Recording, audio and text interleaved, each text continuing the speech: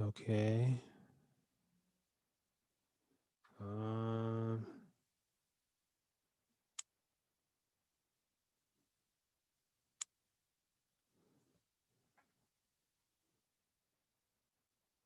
Was that delayed?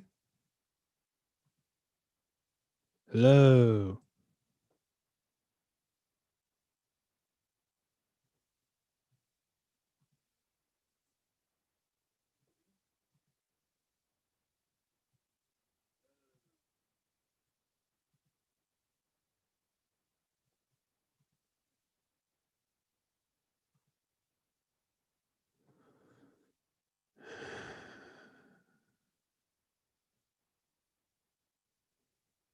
Hello.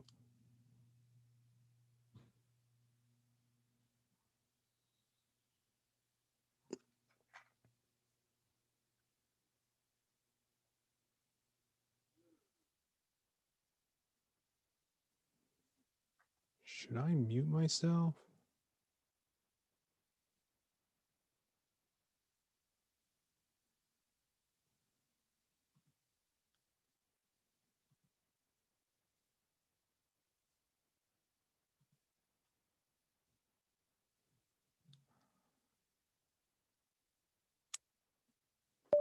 Hey, can you check to see if I'm live?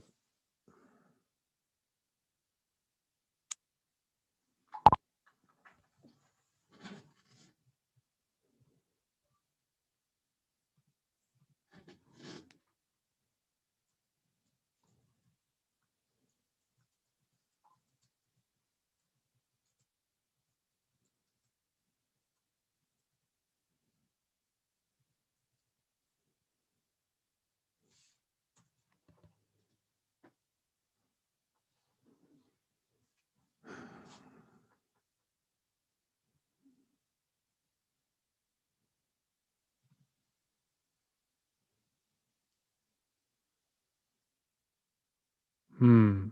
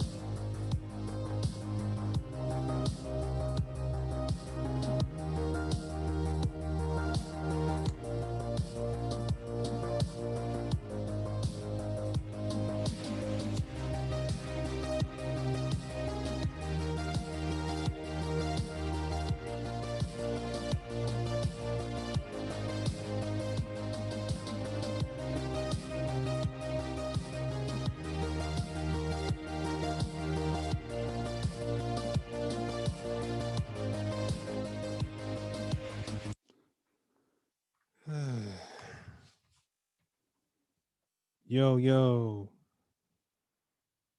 Just testing a few things.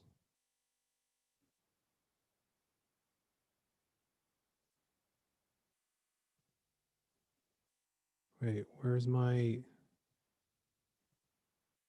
son of a bitch?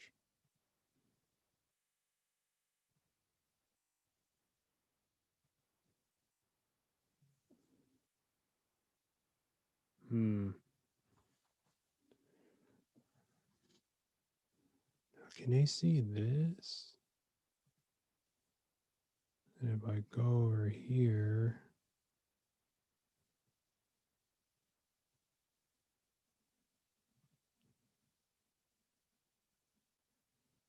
no, they can't. But that is really delayed.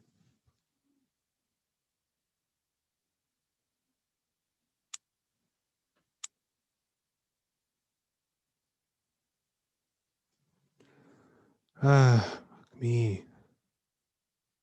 I mean, oops, sorry if you heard that.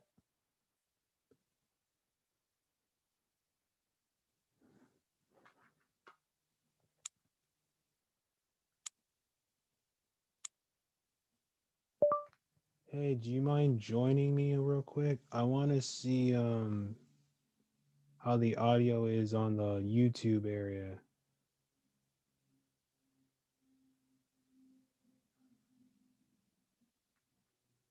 My YouTube page is just my name.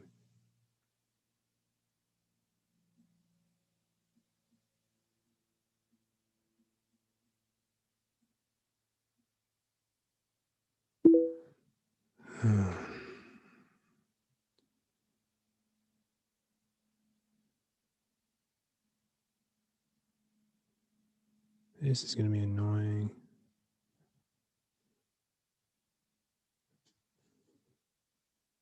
So just one person watching. That's okay.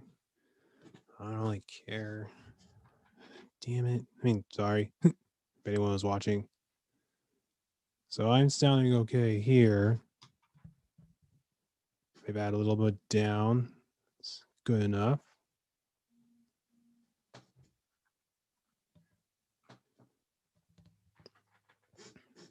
Oh, these are not the right headphones. So I just got to remember to record, and yeah.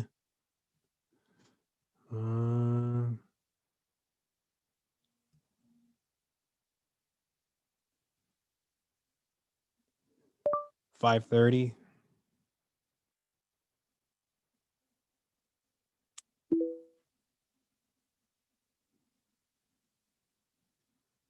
Oh,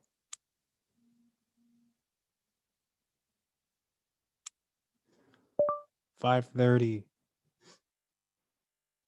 p.m. at YouTube. My YouTube channel is just my name.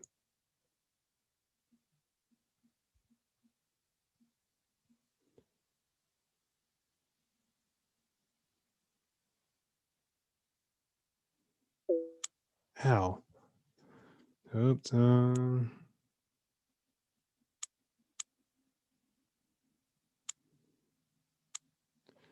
My bad on that text. That was a mistake.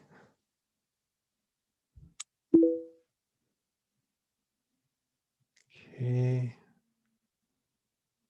Hey, can you hear anything?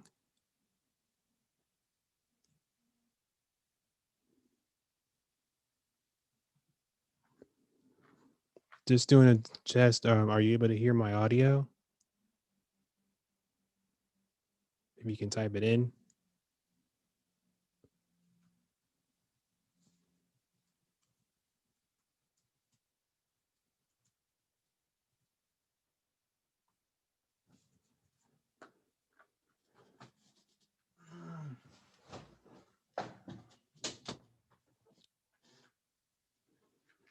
I'm gonna play some tunes. Let me know if you can hear it.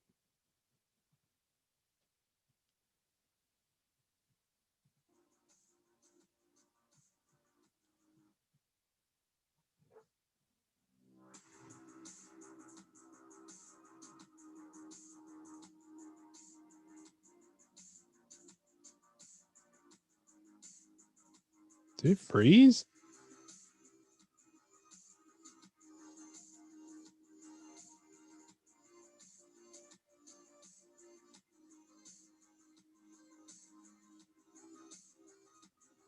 Cool, cool.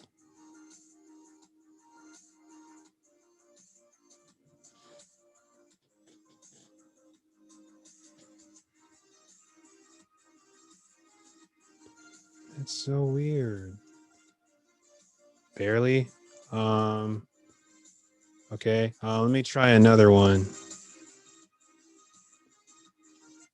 Set the maximum volume. Let me try my phone. So I knew I'm gonna have to like send it on an email or something. Okay. Give me a sec. Yeah, what the heck? This thing's supposed to be connected to it.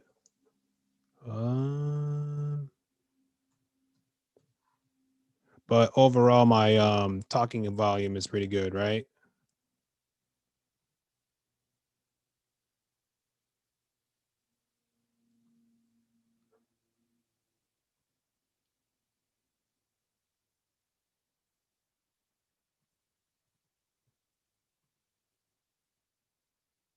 So I had to open like a bunch of tabs.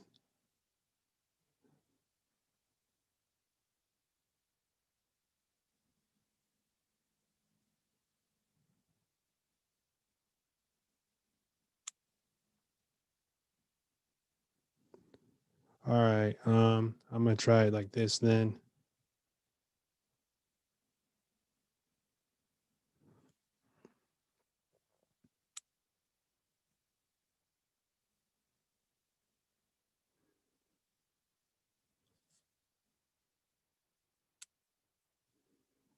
All right. Oops.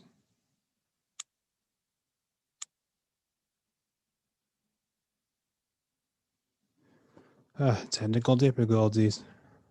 Hey, Aaron. Glad you can make it. I mean, the audio's a little bit like delayed, but yeah.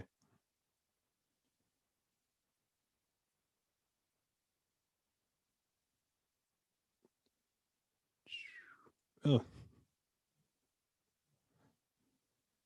okay. Where is it? Should I plan this out sooner? Just going through some stuff. Okay. All right. Let me know if you can hear this. Cannot open. Seriously? Damn it. Sorry. um, Barely, huh? All right. All right. See if you can hear this.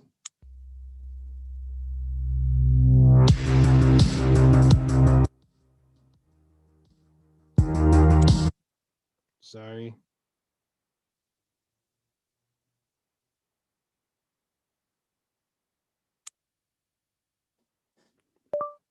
Do you have like an ETA?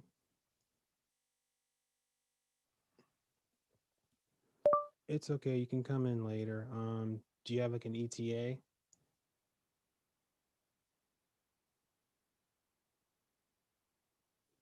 Oh, sorry. All right. This is just a music test.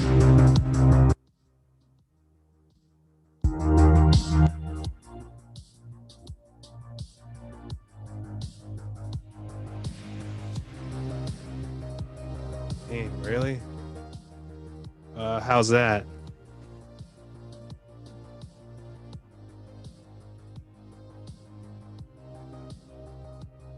So this is basically just gonna be like the lobby thing, but yeah, I'll get started in 6 minutes. Just gotta make sure everything's like running smoothly and stuff.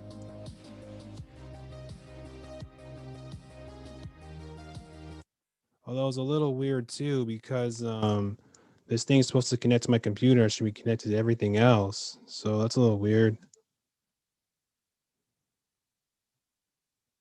Oh, I turned it off because it's supposed to be like a preview thing, and then I play the intro, then I put my video on. So it's kind of thinking like it's like a transmission basically. Okay. Um yeah. Oh, yeah, Ray, if you can join the Zoom meeting when it starts, of course, I'll put you as my co-host. So yeah, it's gonna be annoying going back and forth.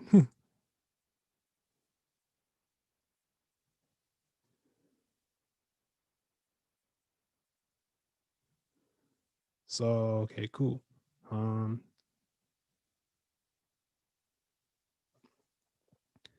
all right.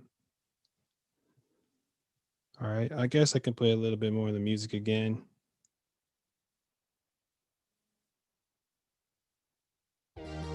Oops.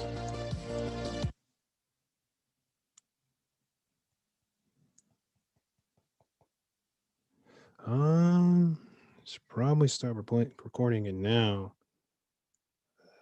Okay. Let me see first. Turn off this here. Sorry, just have to literally. This is new.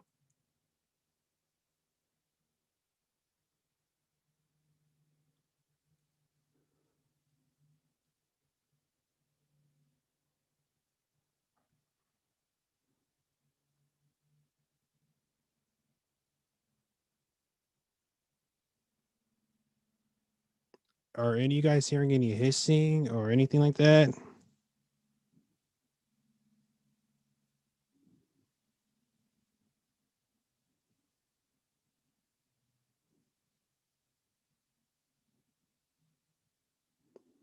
Ray, if you can hear me, you will have to be kind of on standby because we're having a panelist. She's gonna be a little late because she's doing her nails.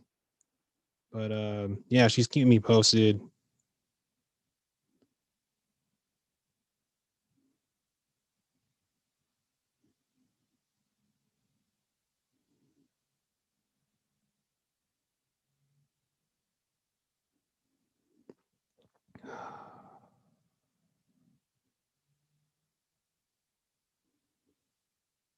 Okay.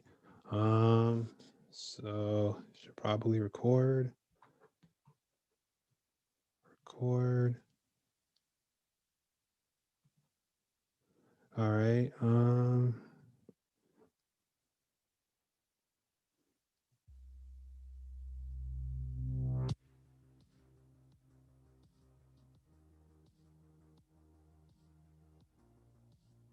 So we'll start when this the music ends.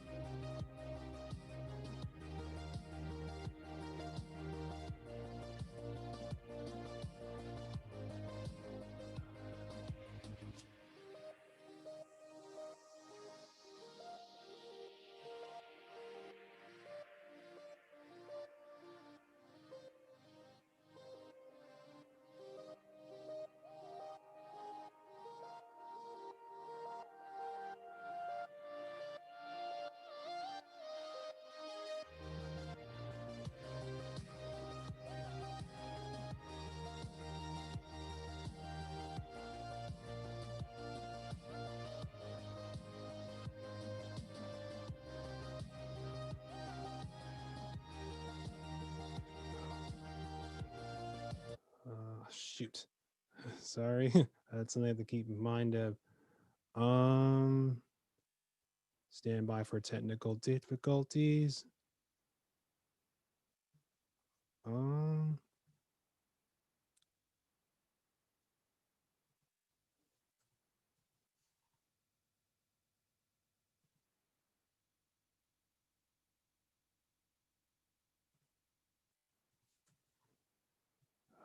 Shoot.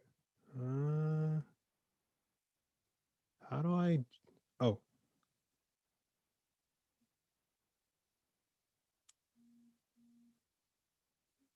Oh God.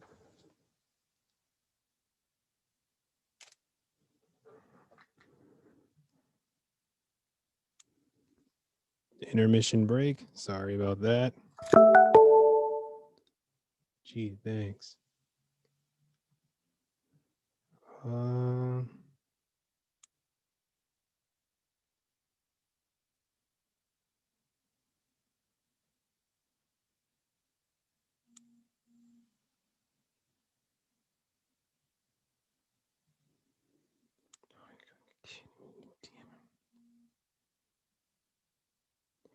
All right, Aaron. Thanks for joining. Thanks for testing out. See you later.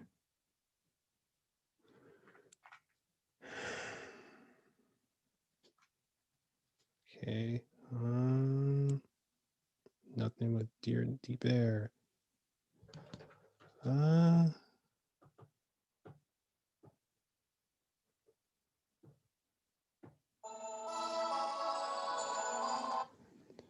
Hey, is the passcode not working for you? You send it to me. I don't think I got it. Let me see. So it's I don't think I got it, bro. Nah, I haven't gotten it. Okay. I see it. It's 2 2966619. Okay. It's 296619.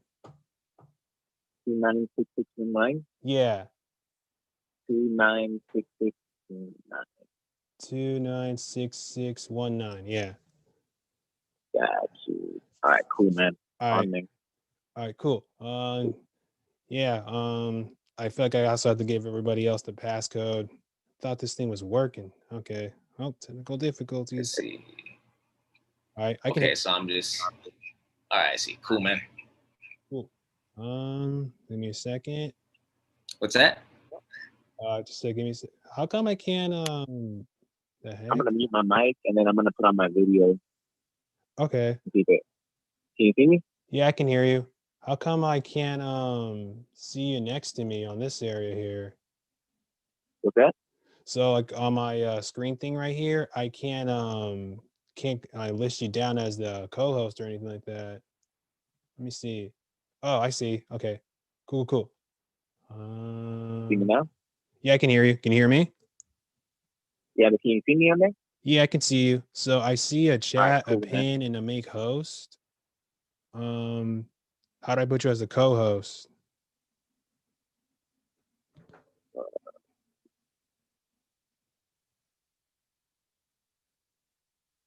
Not for sure. Not for sure about that, man.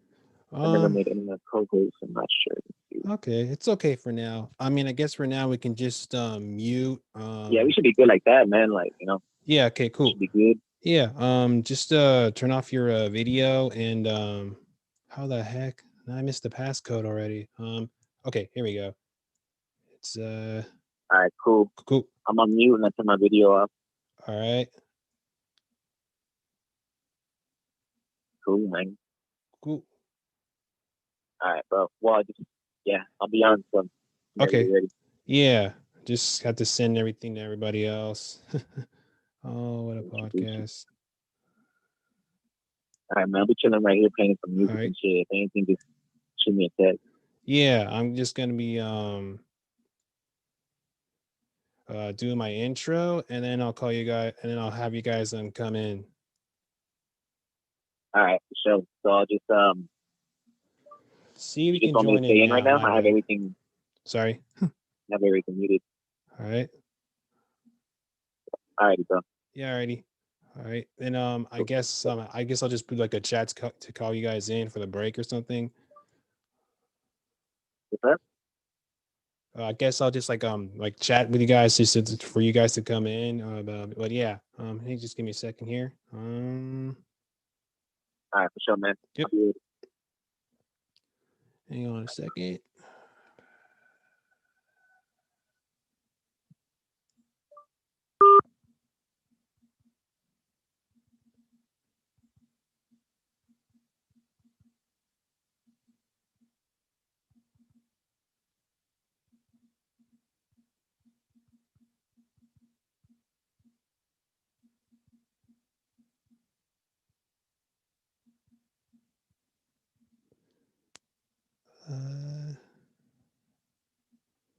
Hey, here's the passcode.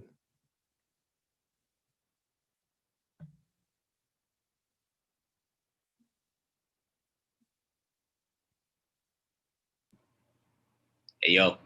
Hey. Hey, is my audio cool? Yeah, it's pretty cool. I'm just sending out the codes for everybody. Cool, man. Whenever you're ready, bro. All right. Let's also just for now, I'm getting out everybody's codes. I mean, and then I'm just gonna do my intro, which could probably take like maybe like 10 minutes or so, and then I'll just have you guys coming in when I say like when we go to our break, we'll put them in. Yeah. All right, so we'll keep the cameras off then. Yeah, for sure. I mean, keep the cameras off, keep your guys' audio. But yeah. Okay, cool, man. Cool. Got it, Mobes.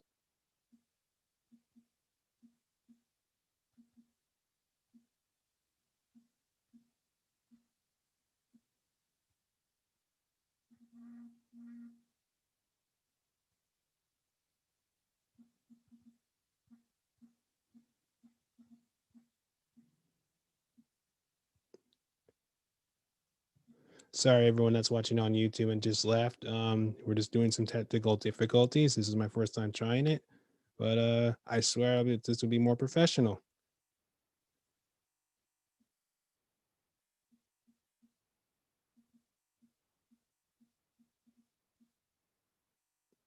Oh, I should turn my video off.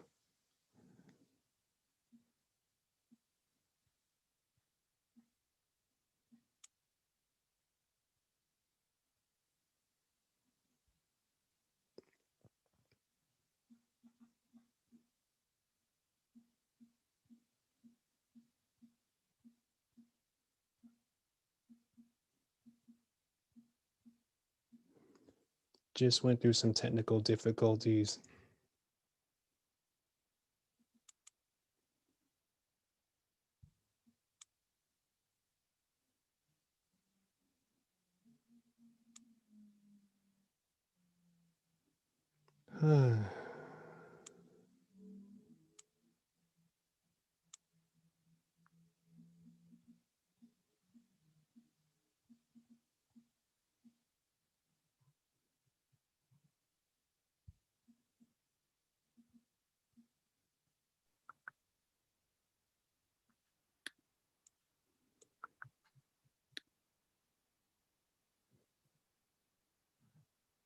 Hey, just for now, can you have your video and audio mute? I'm gonna do my intro, and then later on, I'll let you guys know when we can actually start the whole thing.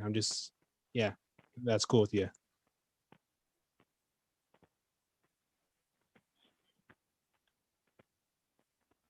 Okay. Cool. Is that me? Oh no. Okay.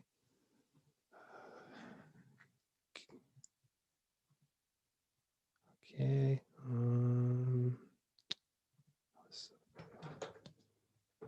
right, gonna do it now. Yo, my name is Amobi Ajuara. Have you ever had the curious case of the what is in life? Me too. I've always wondered what if I became a doctor or a lawyer instead. Sadly, most of us don't have the luxury and time for different career paths. However, I know a lot of people with amazing careers and passions.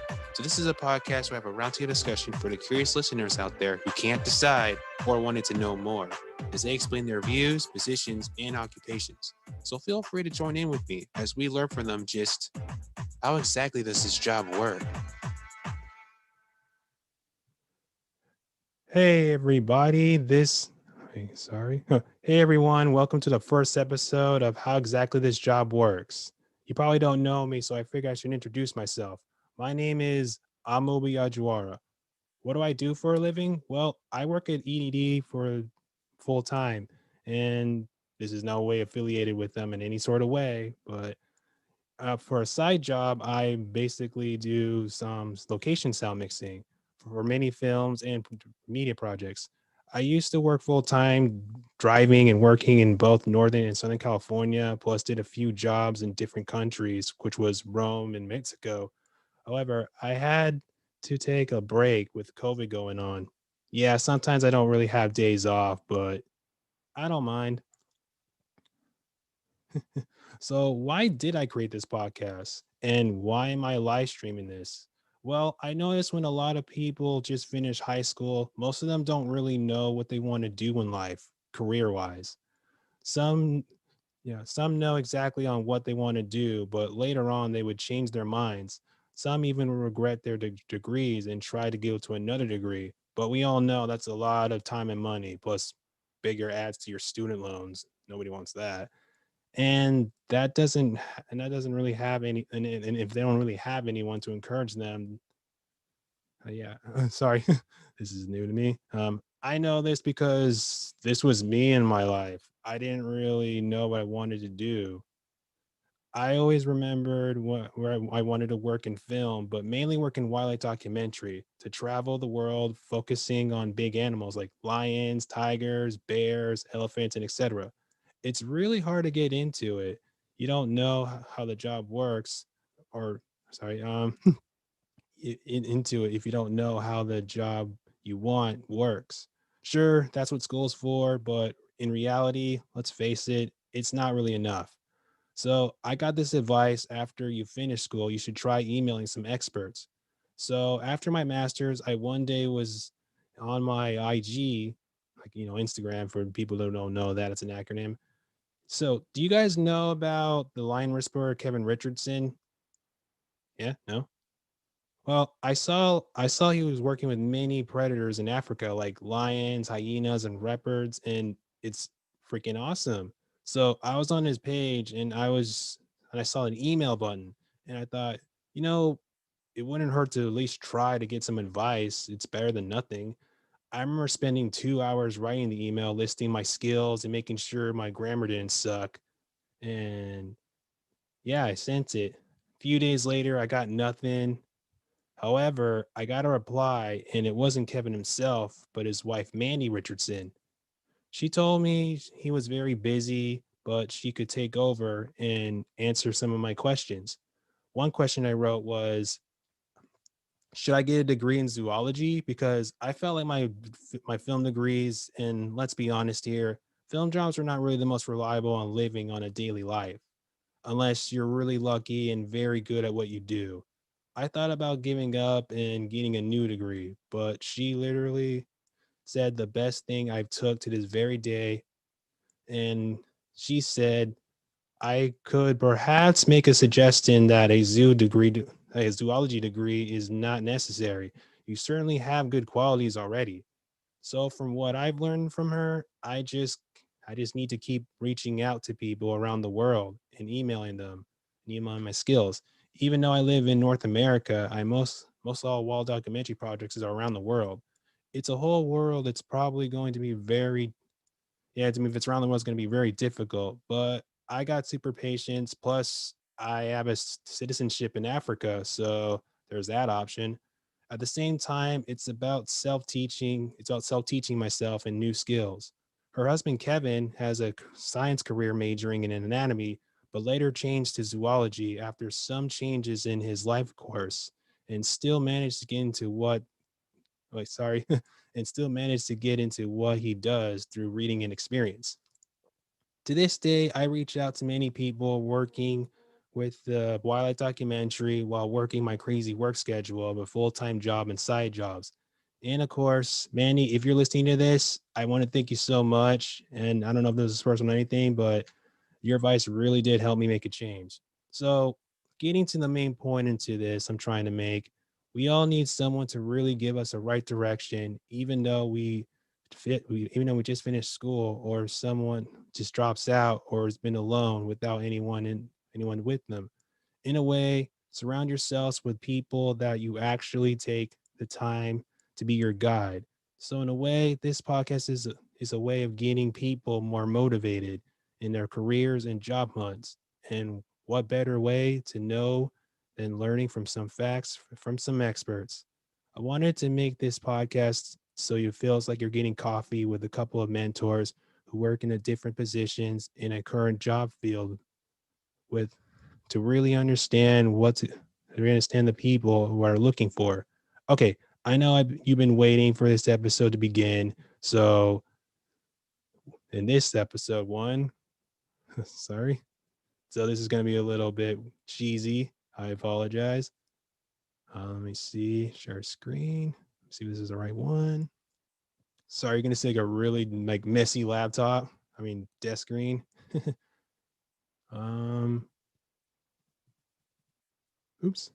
So this is the first episode. So episode one, we're talking about music videos.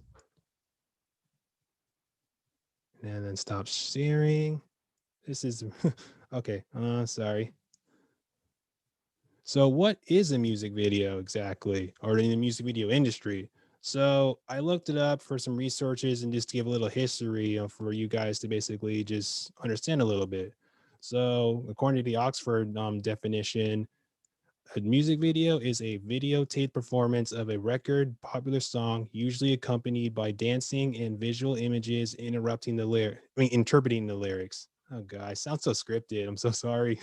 My definition, a visual telling of a musician's song done by a team of a cinematographer, director, producers, dancers slash models, and art set designing. So I'm going to dive into a little history for a little fun fact. Did you actually know in the first music video, it was actually called a talkie instead? Or that's what they did in the 1920s.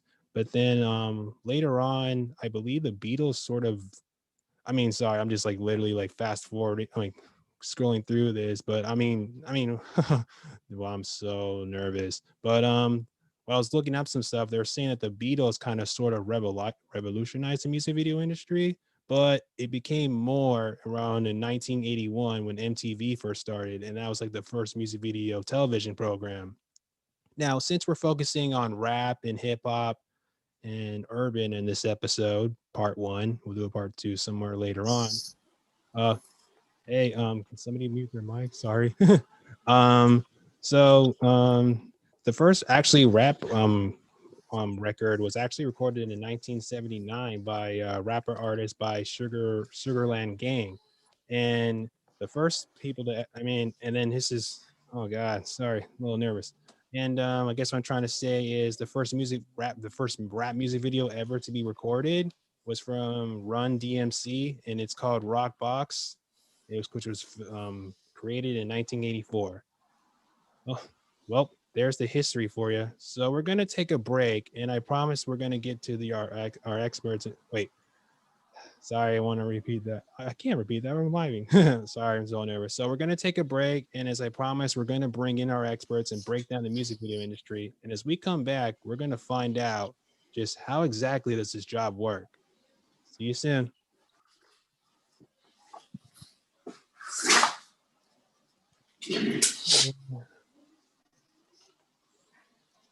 Okay, we're on break. You guys can basically unmute yourselves and turn on your video.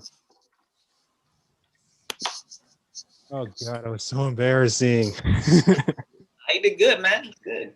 All right, cool. I got in a few replies, so I'm just gonna see what's going on. It's okay. So, Elena, Elena, you can turn on your video. Okay, cool. I didn't know how to do it for a second. Okay. There's Oscar. What's up, man? So,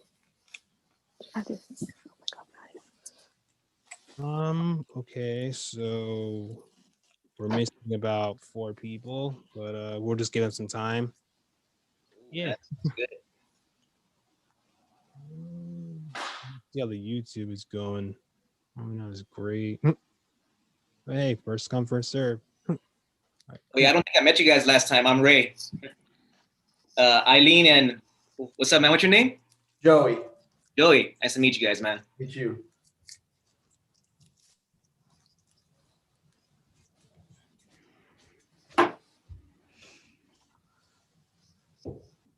Okay. I'm gonna mute myself real quick.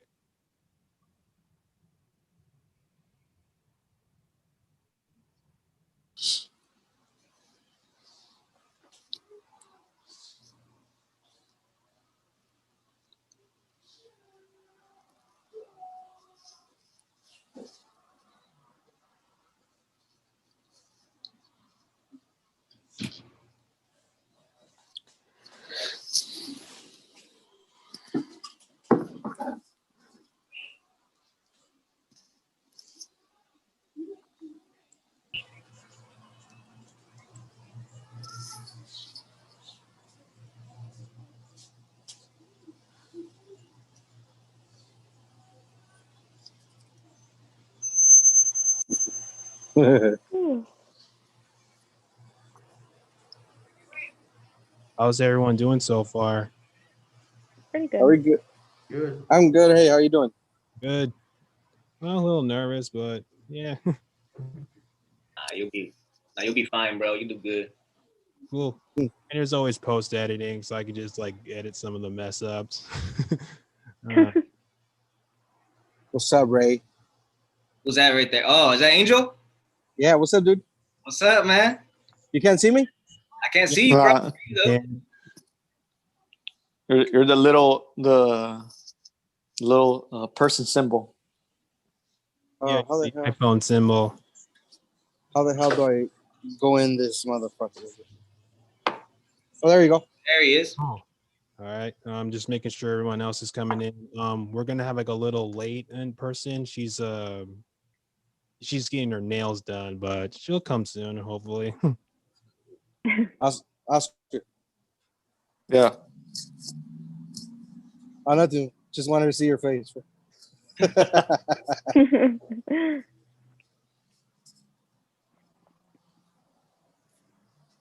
You guys at work right now or what? Yeah. Yeah. Yeah, I've been cutting hair all day, but calm down right now. Yeah. Cool, man. But it's still active in there a little bit. Look. Oh, yeah. Hey, Jason, can you hear me? Yeah, what's up, my guy? I can hear you. All right, cool. You can also turn on your video too. All right, give me a half a second. All right. I'm just waiting for Nez and my other friend, but she might come in late, so she'll just like let me in. Maybe let her in. Get my earpods.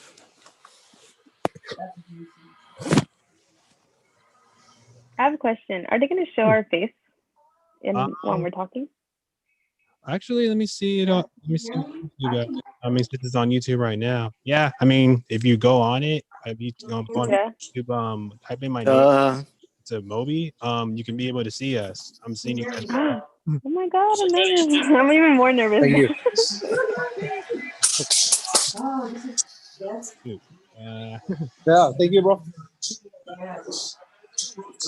Okay. Yeah, let me just type it in the chat if you guys want to see it.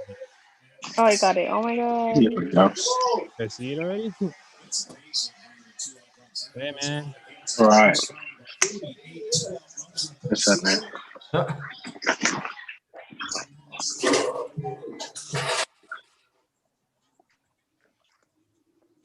Sorry, just making a few replies and just making sure everybody's here. Oh, cool. Little Chino's a little late too. I don't know if he's available. Does anyone have his number or anything? Yeah. All right, see if we can hit him up or something. Damn it. Sorry for the delay. All right.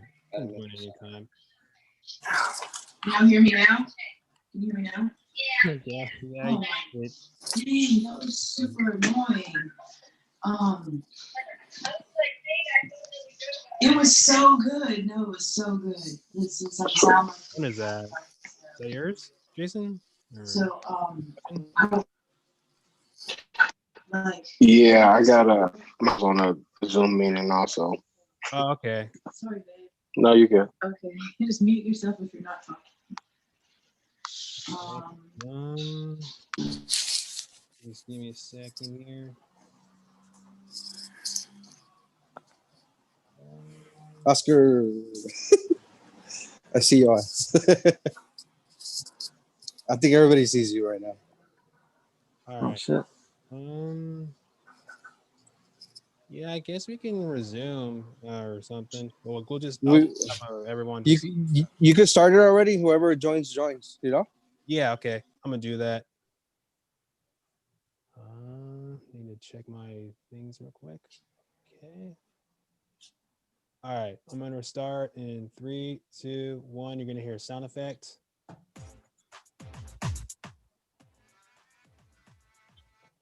And we're back. So we're here with our experts. Hey guys, how's it going? What's up? First of all, I just want to thank you all for coming. Yo. This is the first episode. This is, I feel like this is going to be like really fun and everything. I've always wanted to know some stuff in the music industry too. So I'm going to ask you guys like a few questions, and hopefully our viewers and listeners out there will like learn some really great stuff about it. So, yeah, let's get on to some questions. Okay. Oh wait, first of all, let's go around the order. So we'll go from top to bottom. Just introduce yourself. I'm speaking to yourselves and like where you guys are from and like what positions you guys do.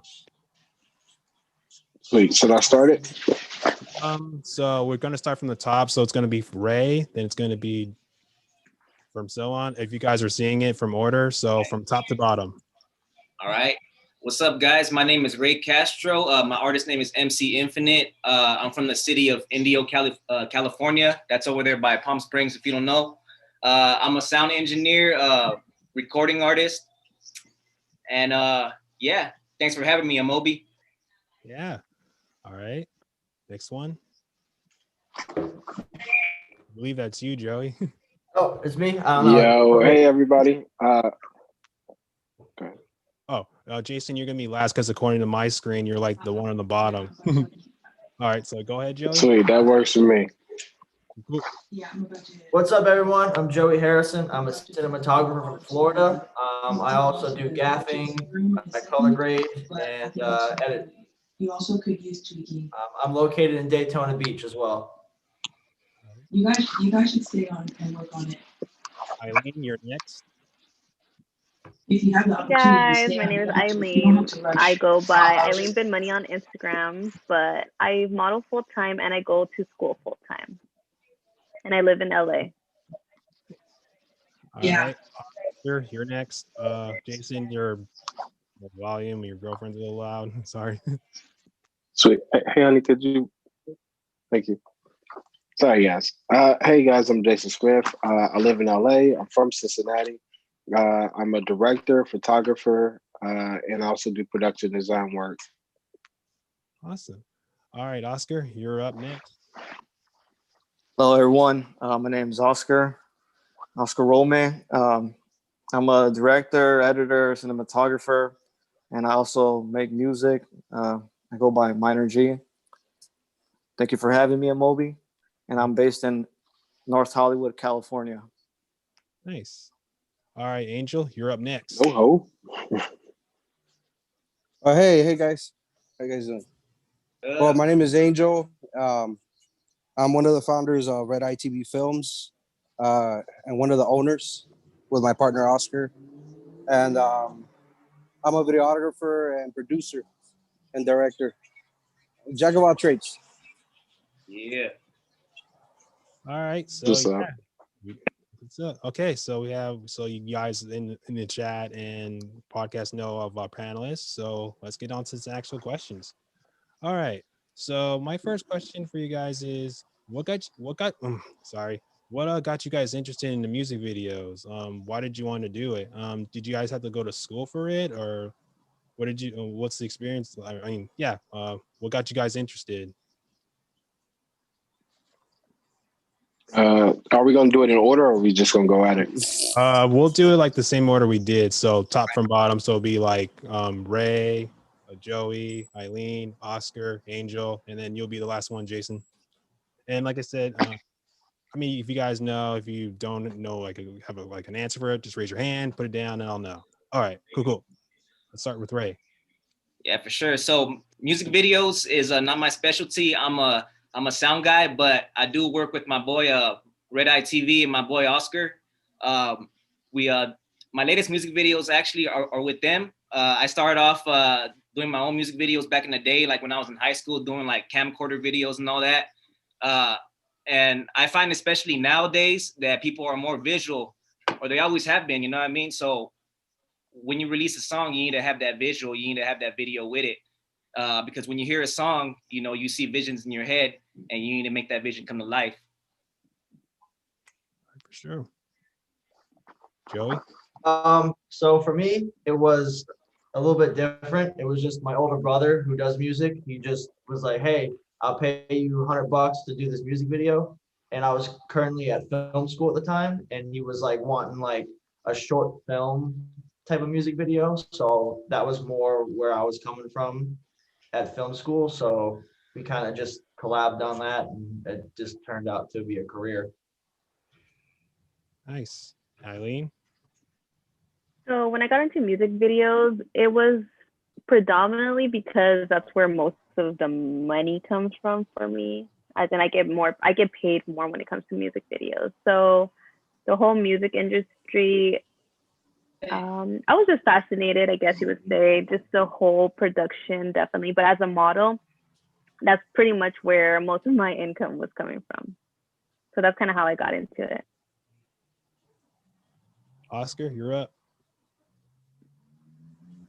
Hey, so me like Ray, you know, I started off making music and hiring people for music videos, but then like one time, as in the on the set of one of my music videos, I was like, you know what, I can actually, you know, tell a story because I wrote a whole script for the music video, which is on YouTube, and it got like over like 70,000 views. So I was like, you know what, I can actually, you know, create a story and then that's when I started doing my own music videos. You know, bought a camera, got all the gear, the editing programs, and everything, and began doing them. And then that's when I joined. I met Angel on one of the sets on when I was shooting a music video, and then Where I actually was there too. Yeah, That's where Angel. we all met. Woo! yeah, that's where we all met out here in downtown LA, and you know, we're still continuing, you know, grinding hard. Yeah. All right, Angel, you're up. Well, me, I'm a barber, so I have this friend. His name is David, and he blew up with this song with this artist named King Leo G, and it ended up being known all over LA. So I got to know his brother, and then out of nowhere, they're like, "Let's open a music studio."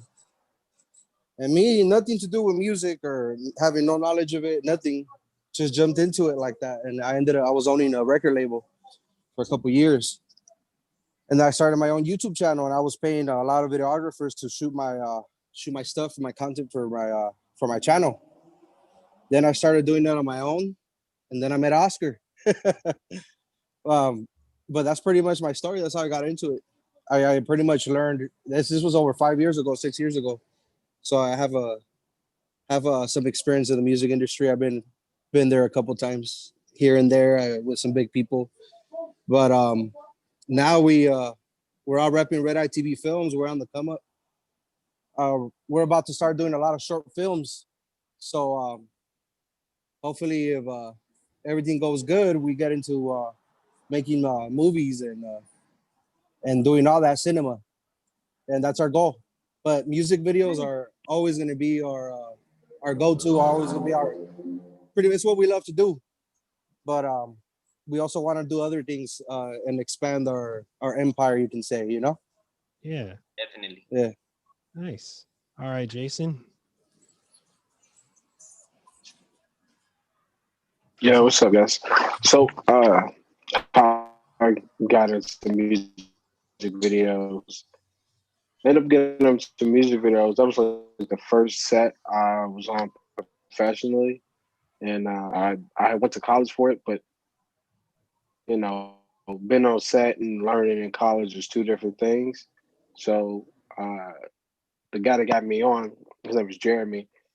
Uh, Introduced me to the producer, and so she saw how I was working, whatever, and she was like, "Well, we want to keep working." So uh, after that, I just done another one with her, and then kind of snowballed, and I met like a million people, and I haven't really stopped since. What's the definition for the snowball that you said? Like, what's that in the terms of the business, or? Well, when it comes to that, something that one of my friends was telling me is that every time you get on set, look at the call sheet. Anybody in your realm or your art or department, talk to them, get to know them, get their number, and then if you're looking for work, call them every week, once a week. Say, hey, look, I'm looking, I'm hungry. What do you got? Even if it don't pay that much, because eventually you're gonna start getting enough work that's gonna pay well, and you'll get to the point where you're beyond and you can bring other people in because you created a good network of people who can depend on you and rely on you. Nice. Okay. All right. So we're gonna move on to the next question. So you guys pretty much like know the orders and everything's going on. So I think it's gonna be pretty smooth and simple. All right.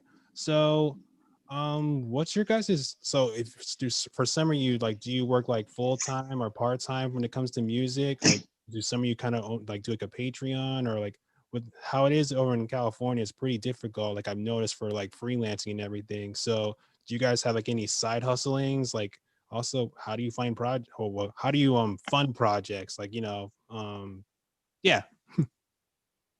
Well, funding projects mainly comes from my job. Well, when COVID hit, it pretty much took out both of my jobs. So the school shut down. I was a substitute teacher for middle school. And then all the live events shut down, and I'm a sound engineer and a technician for the casinos. So as soon as all that shit hit, you know what I mean? Like all my work went. So I just had to go straight independent, just trying to get side jobs here and there. So like mostly what I've been doing is I've been producing tracks for a few artists. Mixing and mastering is always a service that I have for people, but it's not as consistent right now as I want it to be. But I'm just waiting for the live events to kick back up, because that's where the pay is, that's where the business is when it comes to my field. You know what I mean? So, and the same thing for the schools. You know what I mean? Like I want to get back to teaching too, and going back and spreading my knowledge to the kids. So, yeah, man. Yeah, for me, I used to like sound full time, but like ever since COVID hit, like I had to make like a bunch of decisions, and I actually now work at the California government of ED unemployment insurance. But I save up some of my earnings just for like equipment and like other investments. But yeah, it just saves me and stuff. So I feel you on that one. Really? Yep, Joey. So I'm currently where I get most of my income. I'm a multimedia producer at Embry-Riddle. That's an aeronautical college. I basically do all their commercial work. And since COVID, they're kind of transferring school into like online. So we do a lot of that stuff. So money's just all over the place for that. And then on the side, I do music videos, and I mainly work with like 7 people, and they keep it consistent, and I don't like expanding. I like to stick with them because sometimes it's just a waste of time considering how busy I am with my other job.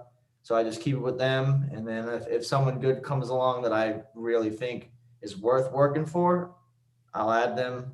If not, and I also do side projects.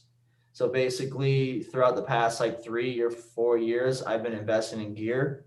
That way, we don't have to ever rent it. So I have like, I would say roughly like $100,000 worth of gear, from like lights to sound to cameras, lenses, stands, the whole nine. So like that saves a lot of money, and it's usually the rest of the money just comes from the artist, or we'll raise it somehow. Nice. Eileen. So at the age of 18, that's when I started modeling. I only began to do photo shoots, which I didn't get paid for. One, because I needed to get my experience up. I needed to build my own portfolio. I needed to network, like what Jason was saying. So I wasn't earning money. So I became a teacher at the age of 21. And I was a teacher for at least 3 years until I was able to save up enough money for me to quit and follow my dreams of modeling. And because of that, from just saving enough money, I had the opportunity to just, research, get into agencies, follow what the trends are. Basically, following the trends on social media helped me a lot into getting into like these agencies. So now I'm thankful enough to say that I'm a full-time model, just from the experience I have, the networking, and the agencies that I found. Oscar.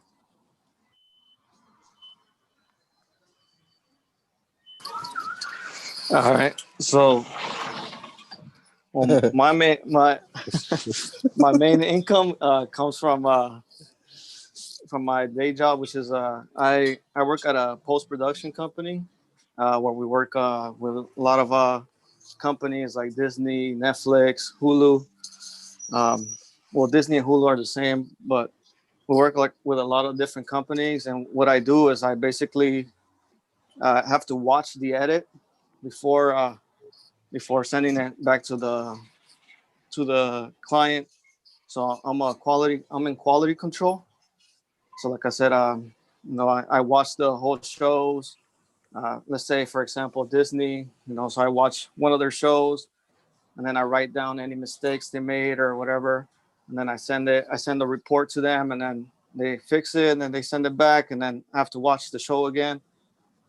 And then once it's all good to go, we send the most recent report to them, and then they're good to upload it on whatever TV station it is, or TV channel, or whatever was a streaming service.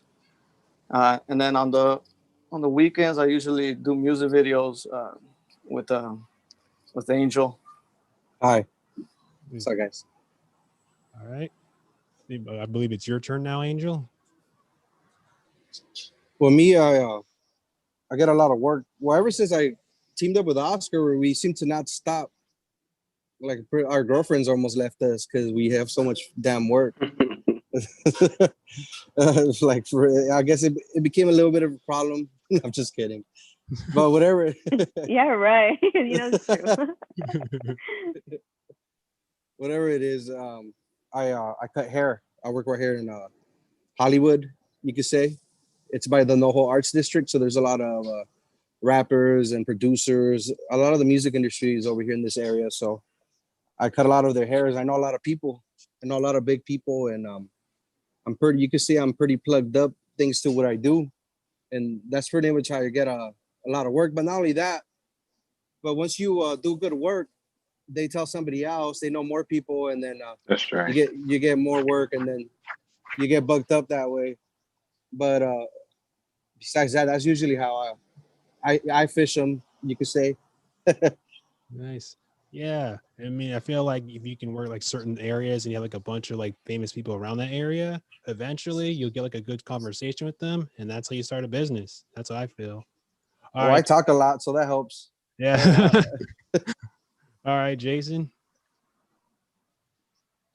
Yeah, majority of my income comes from music videos, commercials, and I do photos, and I do a lot of production and design work. So, like right now, I'm working on a photo shoot. Well, I'm doing the design for a photo shoot for Hennessy, and it's for next year with a artist I'm not going to name, but most of my work comes from references. So because I did that work for so many years, I get so many phone calls. I have to turn most people down because I'm already booked so far out that I don't want to book too far out for stuff that who knows is going to happen or not, because a lot of stuff fall through. So, but having a good network is definitely humongous, because I only work with people that I like working with, and only work with people who got high quality skills, because at the end of the day, the people you're around represent you too. So if everybody's doing great work, then when somebody call you up, they're already gonna know that you're a part of that same group. So I think that's real important. But definitely majority of my time is doing production work. So if I'm not doing the production design, I'm doing the lead man. If I'm not leading, I'm shopping. If I'm not doing that, I'm doing the set dresser, or I'm doing my own stuff. And I do a lot of photography, so that definitely pays the bills. That's the dream right there. All right, so we're gonna move on to another question. Okay, so most jobs today. Good, what the fuck? Everything cool. Right. That one looks crazy. Shit's lit, right? Yeah. Good. Angel. So like most jobs today. No, that's one of my artists right there. Lord Heem. What's good? Nice to meet you, what's good? Hey, how's it going? It's a podcast. Yeah. I didn't know what the hell it was. I just shit it. All right, so moving on to the question. So like I feel like today, like you need to create like a LinkedIn, a profile, basically a resume, and I can't hear him. On different job websites. And I kind of feel like for this industry, it's not really relevant, because it'd just be weird if you just like showed a resume and they're just gonna be like, okay, what am I supposed to do with this? So how do you fit? Like, I know most of you basically use like social media to get yourselves out there, but do you feel like that's true? And like for for you guys have like thousands upon thousands of followers or something like that, do you feel like that helps you like get recognized, or how do you think it works?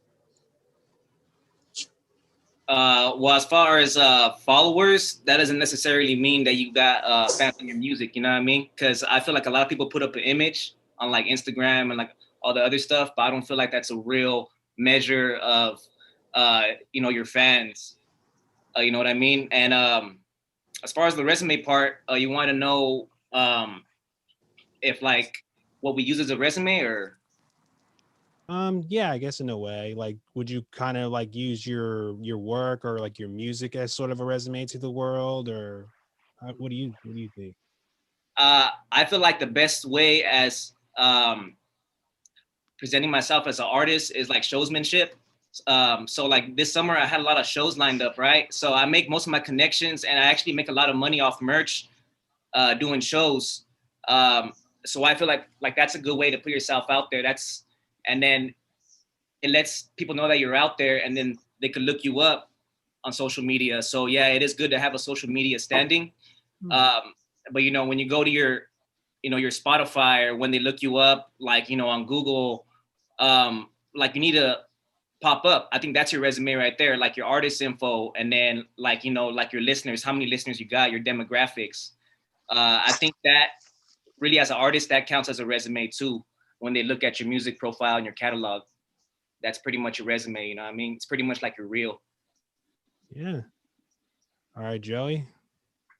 It's a good one, because like I think all is necessary. Maybe not like a LinkedIn or something, but like it's good to have, at least on my end, a YouTube channel or a Vimeo, and Instagram. But it's also like good to get like word of mouth with like your quality of work, because like like I'll work with someone, and like we'll have like screen grabs or behind the scenes photos, and that'll be shared throughout, or when a project drops, and then I'll wind up getting like a bunch of people hitting me up about stuff. And now some of it's kind of bullshit, but it helps you reach out.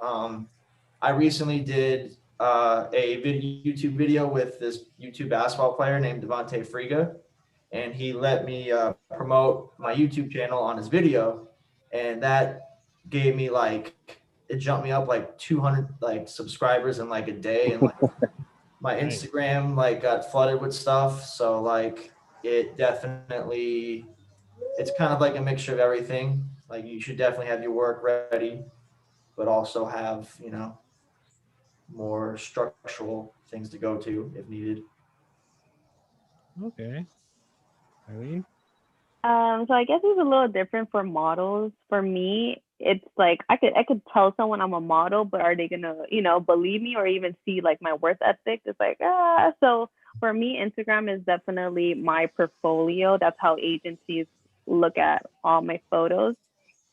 Not only that, when it comes to models, you're only seeing a photo, so it's definitely hard to see their work ethic, their personality, like who they are. So how I make that connection is how I interact with the directors on set or the photographer. So I do the best I can to be professional, always on time.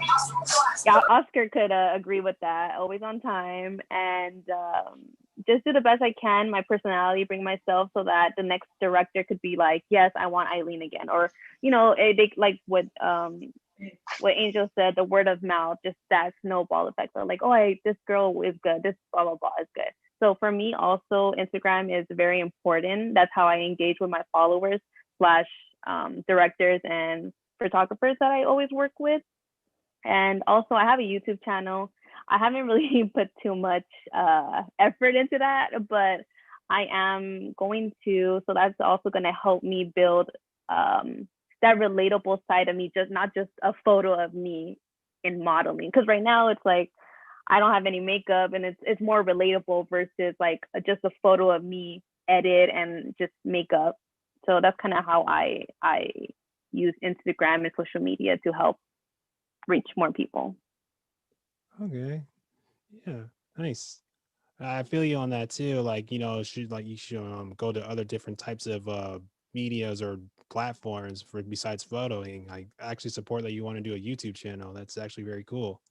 Yeah, Well, thank you. all right, Oscar. Don't worry, Eileen. I also don't have any makeup on. You're all good. Wow.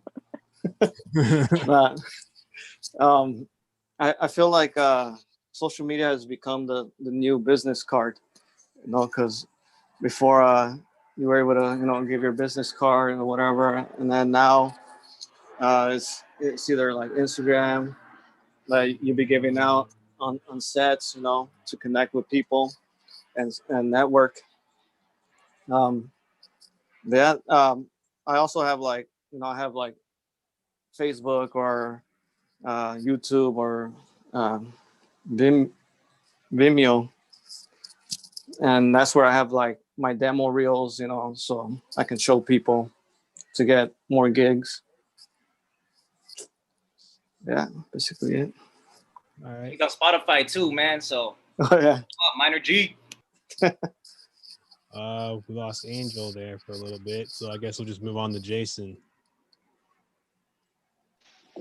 Hey guys, so as far as like connecting with people, I definitely think that social media works. For me, it's really creating a friendships first, because when you create a good friendship, you know, they'll always remember you for their next job. So they're like, oh, let's work with, we got to work with Jason because, that's what he do. So uh, as far as resumes and stuff like that, I've only used my resume once. 7 years, once.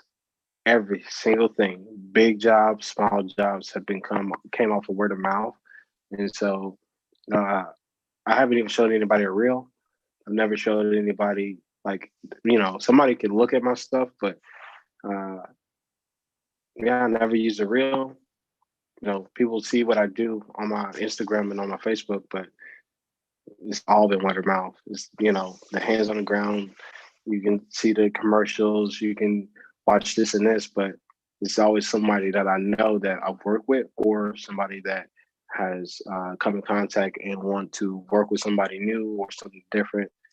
They'll just reach out to me, and it's really a faith-based system, because you're going off of somebody's word, and that's why it's so important to be about your word, and to bring the quality that you bring to the table. Nice. Yeah. All right. So we're gonna move on to the next question. So this one is going to be a little bit of a downer, but I feel like it's also like a good thing for people to know. So what are the downsides in working in this industry? Like do you have any like crazy stories or anything that happened to you out there? So you're just like, okay, I can't take this. I need to get out of here, or something went wrong. What's what's like the downside experience of this whole industry that people need to be aware of? Downside, I would say right now, man, is I wish I made more money off my streams. It's not a living wage, you know what I mean? But other than that, I love what I do, man, even if I don't get paid for it. I love making music. I love producing other artists. I love performing. So like when it comes to downsides, man, yeah, man, it's not always consistent income, but if I'm not making money off my streams, I could go and engineer for someone else, you know what I mean? And then once live shows get back in, man, busy all the time, 100%, man, schedule booked. So like, yeah, man, that's how I feel about it.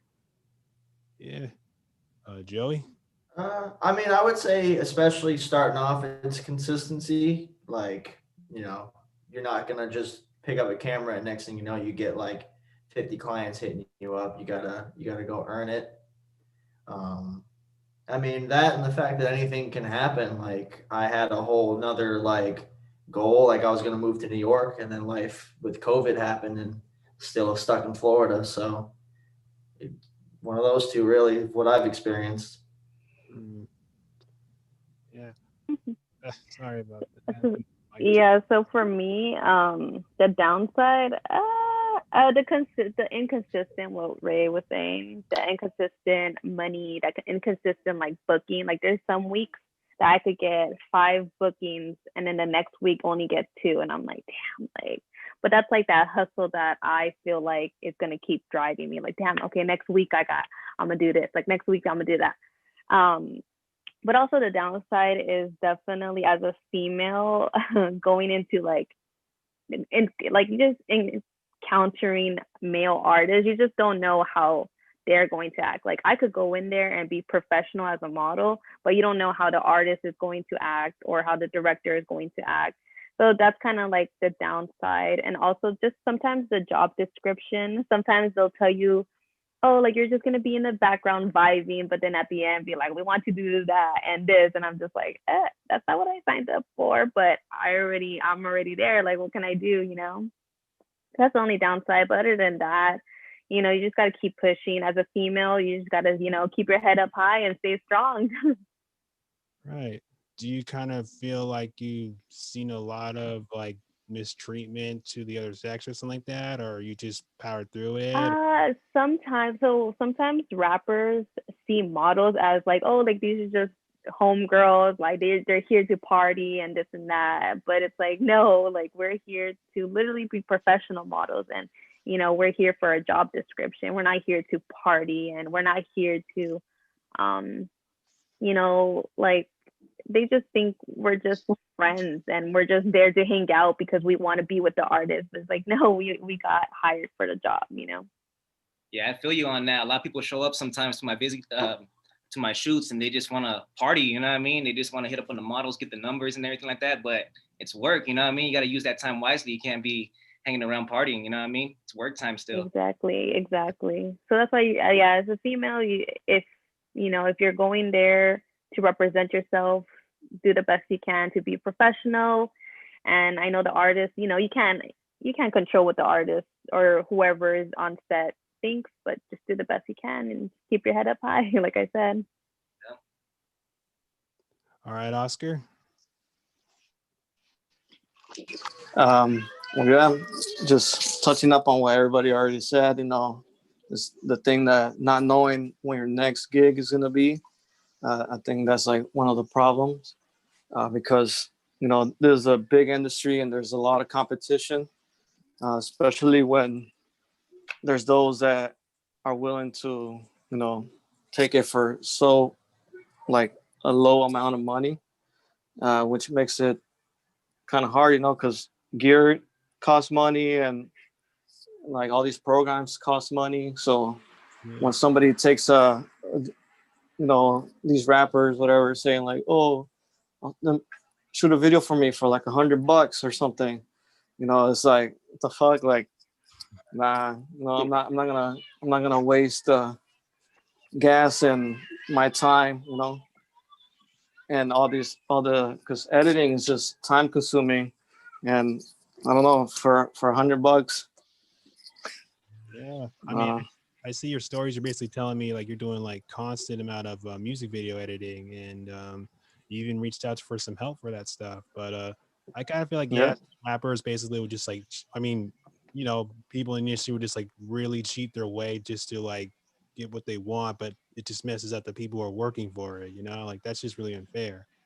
Yeah. Or even sometimes they want you to do it for free because they know someone somewhat, and then they're gonna make you go big or whatever. But you know, I also feel like some of them don't really know the value or like the whole way of production goes, but yeah, it's just something I feel like they just have to learn. All right, Jason. Yeah. Well, there's a couple things that I think a lot of people need to have in mind when they go into the industry. Probably because people don't tell you how much time of your life you're not really being kind of taught how much time of your personal life is being sacrificed to put into this work. And so, you know, many of us know like the starting day is about 12 hours. And on average, you go over 12 hours. So it'll be 14, 15, 16, 17 hours. The longest day I've ever had was 27 and a half hours. Wow. So it's a lot to sacrifice, especially, you know, if you have a child or you got to take care of your mom or whatever the case may be. You know, it's a lot to go through because you know you're doing this for something that you love, but you're also like giving yourself to these projects, and that's a lot that people ask for. So one of the other things that I think is like there's not enough negotiation. People don't negotiate what they're looking for because they don't know their value. They don't realize how much their work is truly valuable because it wouldn't happen without you. So, and if it do happen without you, it may not still be the same quality. And standing hard on your feet about what you want, especially when it makes sense, I think is real important because you know you'll have somebody ask you, like you said, for $100, and that's a laugh. That's like a rental cost for like one item. So uh, you know, you really got to be firm about it because at the end of the day, you know your value and you know what you're bringing to the table, and you know how much time it's going to take. Uh, and as they say, time is money. So it's real important to hold your ground when it comes to standing up for yourself and and cherishing your time because you can't get those hours back. There's no such thing as winding back the clock. It just doesn't happen. So make sure that you using that time importantly because you know you put 40 hours in, that's 40 of your life. 40 hours of your life where you could have been doing something more exciting or whatever that case may be. Yeah. I remember you telling me a story that you're in this one production and this producer guy or whatever just like hold like the flash drive to like everything and he's just like, you guys aren't getting your money and everyone Yep. really pissed off. Yeah, can you tell a little bit about that story? Or is that Yeah. I can tell you about it. I'll not name too many names. Uh Basically, we did a pretty well known brand with a pretty well known celebrity or heiress or however you want to call her. And everything was fine and dandy, but the company was from it was an American company. It was from Israel, and this company paid to start the project, and on the back end didn't want to pay everybody else, so they held the footage hostage. Uh, no, sorry, the production company, the other company that they parted with, the American company, held the basically had the control over the footage because this other company decided not to pay the rest of the crew who put in the work. I mean, dude, we was filming in Pasadena, and Pasadena's hours is very strict, and we got shut down. It was a big production. It had to been like, you know, I would say easily like 250 people, and that's with extras and hair and makeup and wardrobe and the whole nine. And so, at the end of the day, your contracts that goes back to standing up for what you want. Make sure in your contract that hey, look, if something happens, then you're going to be compensated for that time because a lot of companies are shady, they are dirty, and you never want to go to court with this stuff. But if you got to, that's what you got to do. Yeah. Oh, wow. I mean, that's a crazy story. But thanks for also sharing it as well. I feel like that would actually be like a good experience for people to be aware of certain productions or certain people in the industry. Yeah, Oh, I mean, most of the time you'll hear about it. When you hear about it, it's probably true. okay. Let's move on to the next question. So, I've noticed every time when there are music videos ever shooting, it's always location. Some people really stress out about it. Um, how's it been for you guys for location and for some, like, what's it been like just like setting things up, like designing everything like that? Oh, also, yeah, pretty much that. Sorry. Or did you guys get that question there? Or For location. yeah, like how's it been for you guys? Like rents, like what's it like getting location and everything? It's been pretty smooth considering like the status of COVID and everything. But I did for a while, for a good month straight. I was on not Gigster, but fucking Peerspace. I was on Peerspace going through that like crazy. And shit, man, everyone was writing me back saying, "Oh no, we're closing until further notice due to COVID." So like, there's a lot of like, there's a time where I was having some difficulty booking the space. You know what I mean?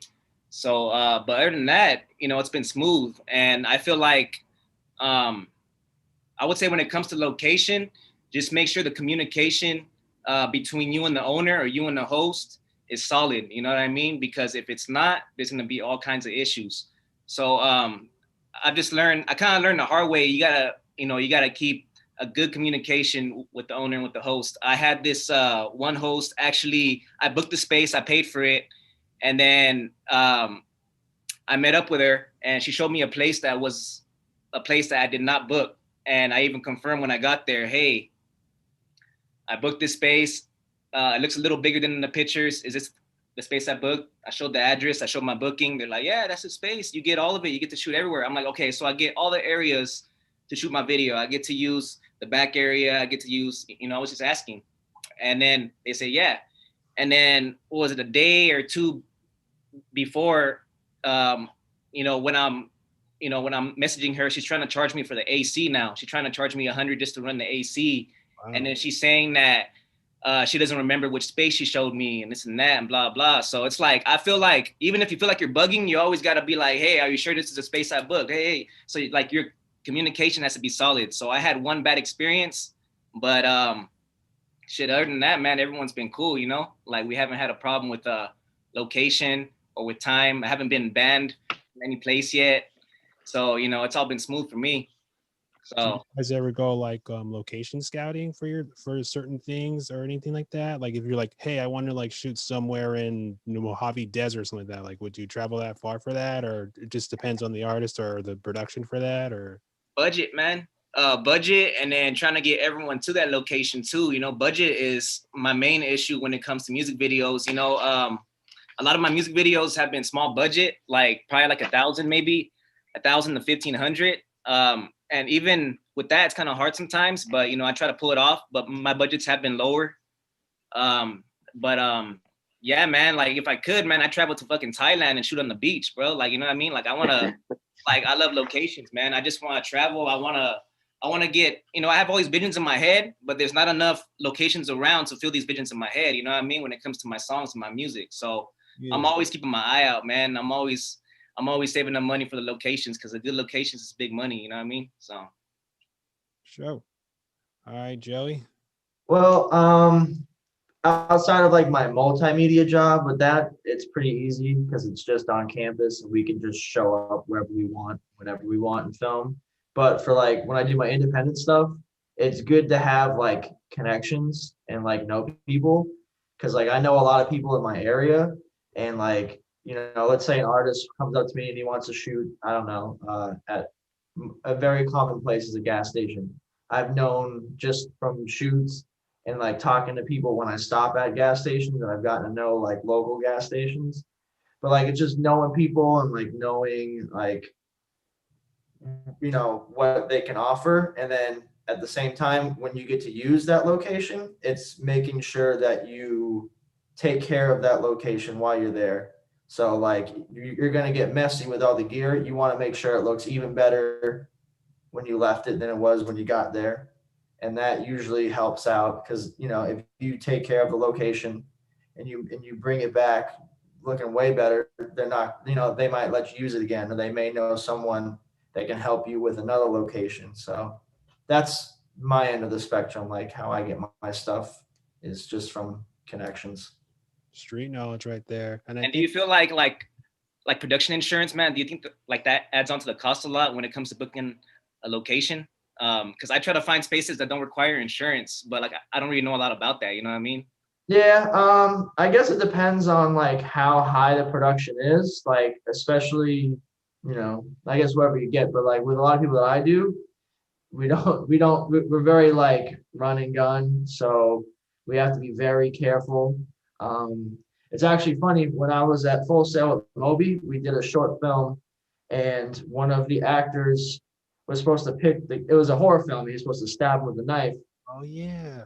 And were you there for that? I think so. Was it Willow? It was at Marquisha's house. Oh. Oh, sorry, my mic was boosted there. Whoa. But basically he picked the guy up and he was supposed to like pin him against the wall and then stab him with a knife. And he basically grabbed him and just shoved him through the wall. and we were students, so like there we didn't have insurance. I mean, Yeah. I'm not sure exactly how Marquisha got away with that, but I was gone by then. I was just a part of the crew. Yeah, I just remember for full sale, like they'll just give us like insurance for like our theses, but if we were doing our own thing and if we caused any problems, well, that was on us. Ah. Yeah, pretty much. Yeah, they were just said, don't do anything like stunt wise, like just keep it all like boring and like that way nothing happens, and we didn't listen. Basically, just kiss it, keep it simple, stupid. Sorry. All right, all right, Eileen. So I guess for me it's a little different. Since I am being hired for the job for the artist or director, I just pretty much go where they tell me to go, pretty much. But when it comes to my personal own things, I do like for photo shoots, my own personal photo shoots. I always try to look for areas or spaces that not too many people have shot. So for me, I'll definitely go out of my way to hike 2 hours to go to a waterfall if I want to do a photo shoot, just to make it, stand out a little bit more. But for me, like other than that, it's not really a problem when it comes to location because I pretty much, go wherever they tell me. Do you kind of feel like there's like maybe one location you're just like, I don't know, I kind of feel like this isn't safe? Like, would you speak up or just like go with it? Well, like when I work with like directors and artists. Yeah.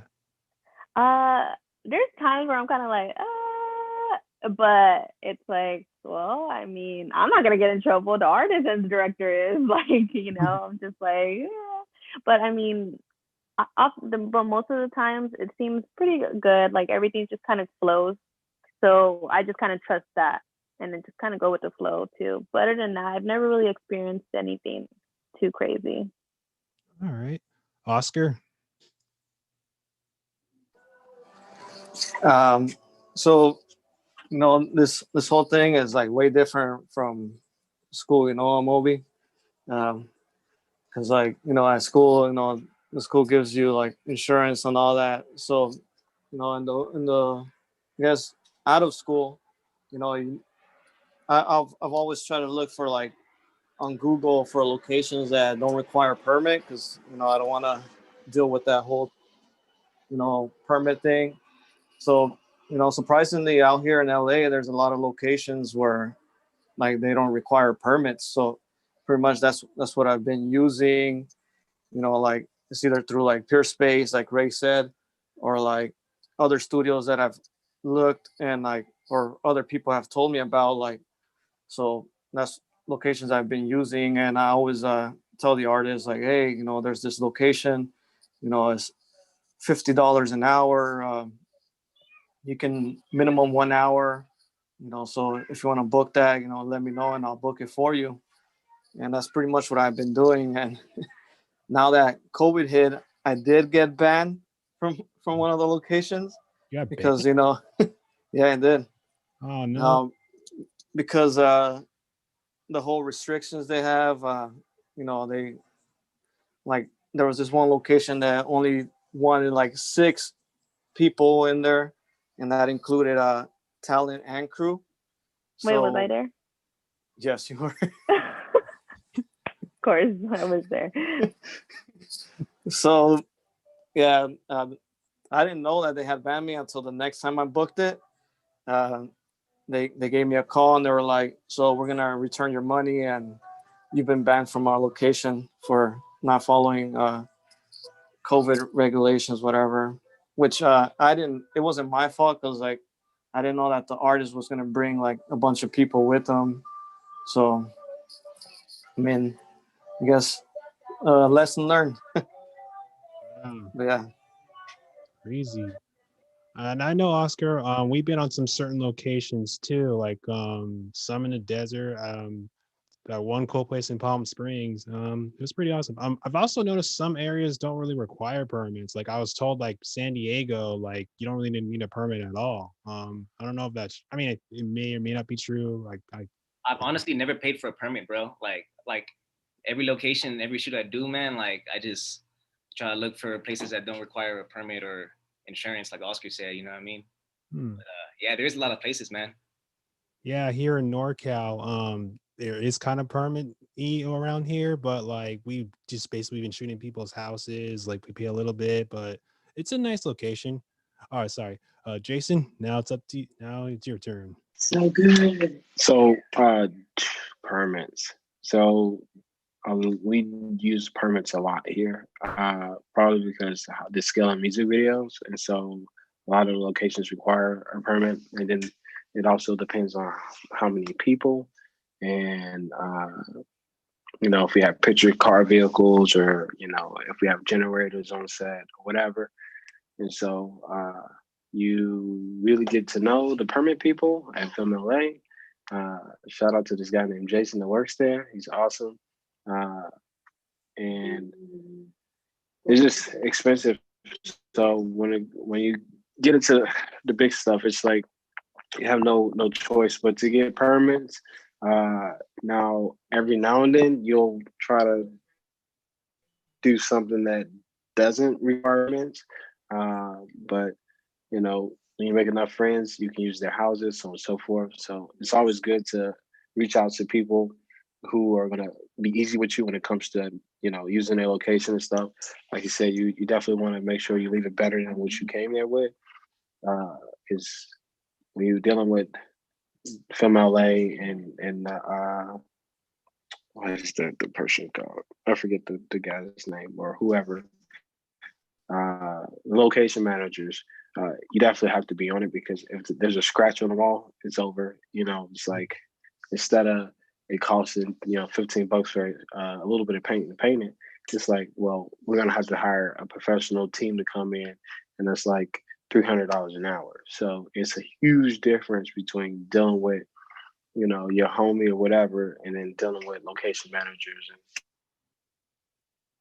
and fancy houses and mansions and stuff. So you have to be really careful, and that goes to hiring a good crew, because when they know, they'll make sure that there's tennis balls on the C stands, and there's floor mats, and you'll have the walls and stuff covered, so that way if something do happen, it's minimal and it won't cost as much, because it can get really expensive if you don't have insurance and you don't have permits, because we've been shut down before, and you never want them to walk in, because it just puts a bad taste in the company's mouth, because at the end of the day, people talk about that stuff, and you don't want to be that company to get in trouble for something that somebody else did that was stupid.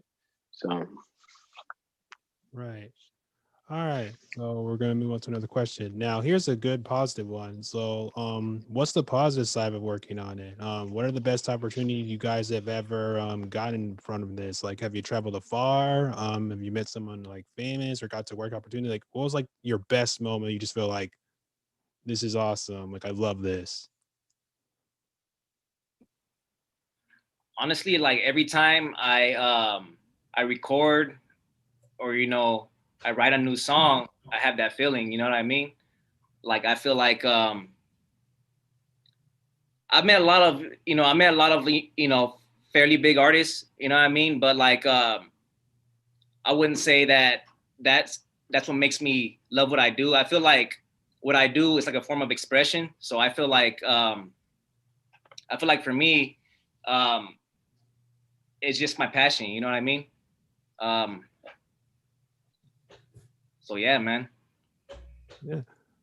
All right, Joey. Yeah, I mean, I could definitely go with that. Like, I mean, of course, everyone wants to be someone famous, but like, I really enjoy just like making the art. Like, that really is like the reason why I started. So I'd prefer, like, some people, I guess, join to meet famous people, but I like, creating the art. And then I also really enjoy like making connections with new people and like just knowing a bunch of people that like do the same stuff that I do, and like just creating almost like a giant community type of deal. That's the two things that I really like about it. Nice. Eileen? For me, I definitely, obviously, seeing famous people in person is really awesome. I've worked with a lot of big artists such as like Tyga, like one of like just like the mainstream artists. It's cool seeing them.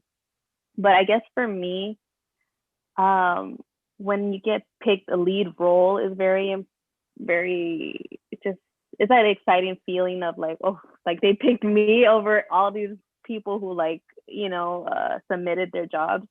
I did a lead role with Oscar, and I had to like dance, and that was my first time being a lead role / dancing. So it was really crazy because at the end, seeing the finished product and seeing yourself, you're just like, whoa, like that's me, like no way. And it's that exciting feeling of like I did that, like that to me, I put in that work. That's the feeling I get. Was that that So it music? kind of goes back with like what everyone was saying, that feeling of like, you put that work in that and stuff. Nice. Was that that music video that we worked on with Oscar and with all the No, it was actually, I don't know if Oscar could refresh my memory. Oscar, where are you? What's up?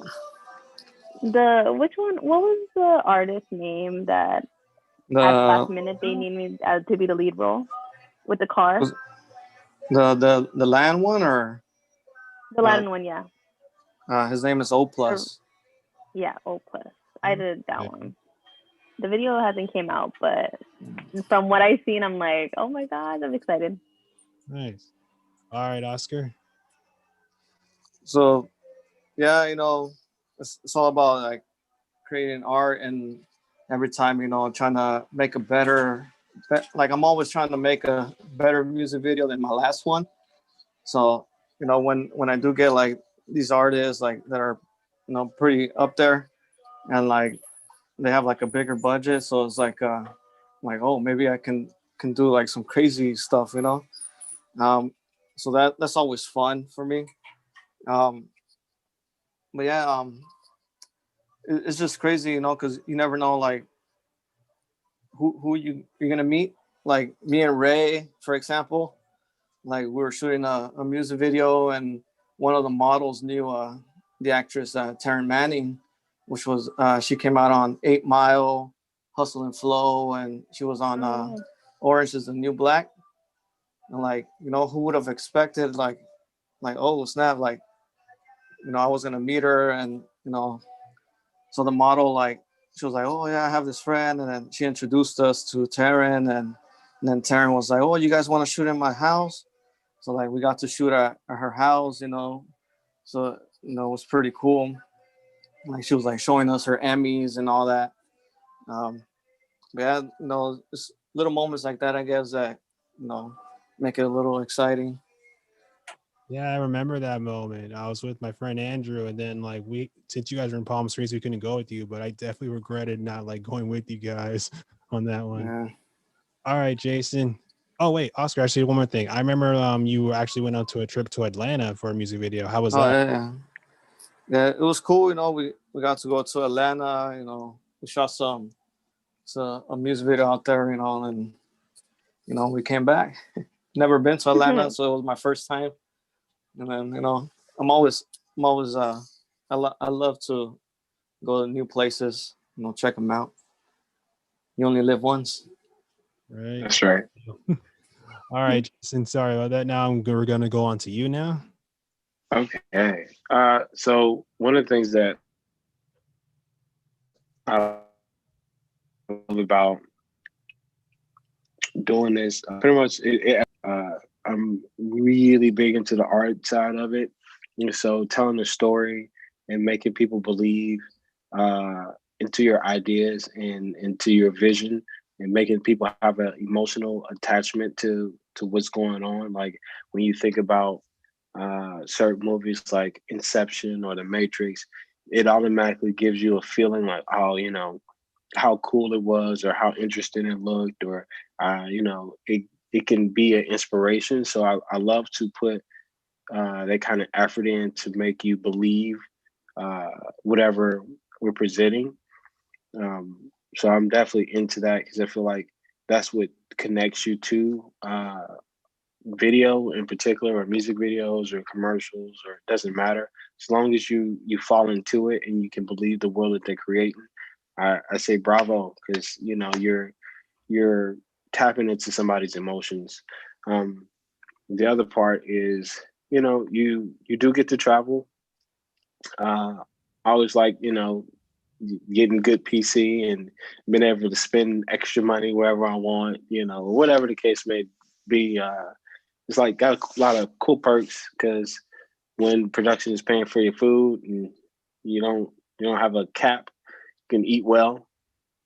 Or they normally feed you on set every day, so you get your breakfast or your lunch, and if it goes long enough, you'll get second meal. Most of the time it's pizza, but it's food. So I'm a big eater. So eating all the time is great for me. Yeah, that's definitely one of the things that I love about it, because what other place do you work where they feed you all the time? Not where, unless you work at a restaurant. Nice. Okay, we're gonna skip a few questions because we're kind of a little over time. So I guess one question I can ask, how long does it normally take you guys to like put together like your project? Like let's say like your song, the music video, budget, putting it all together in one, like in an estimate, how much do you think like it would take?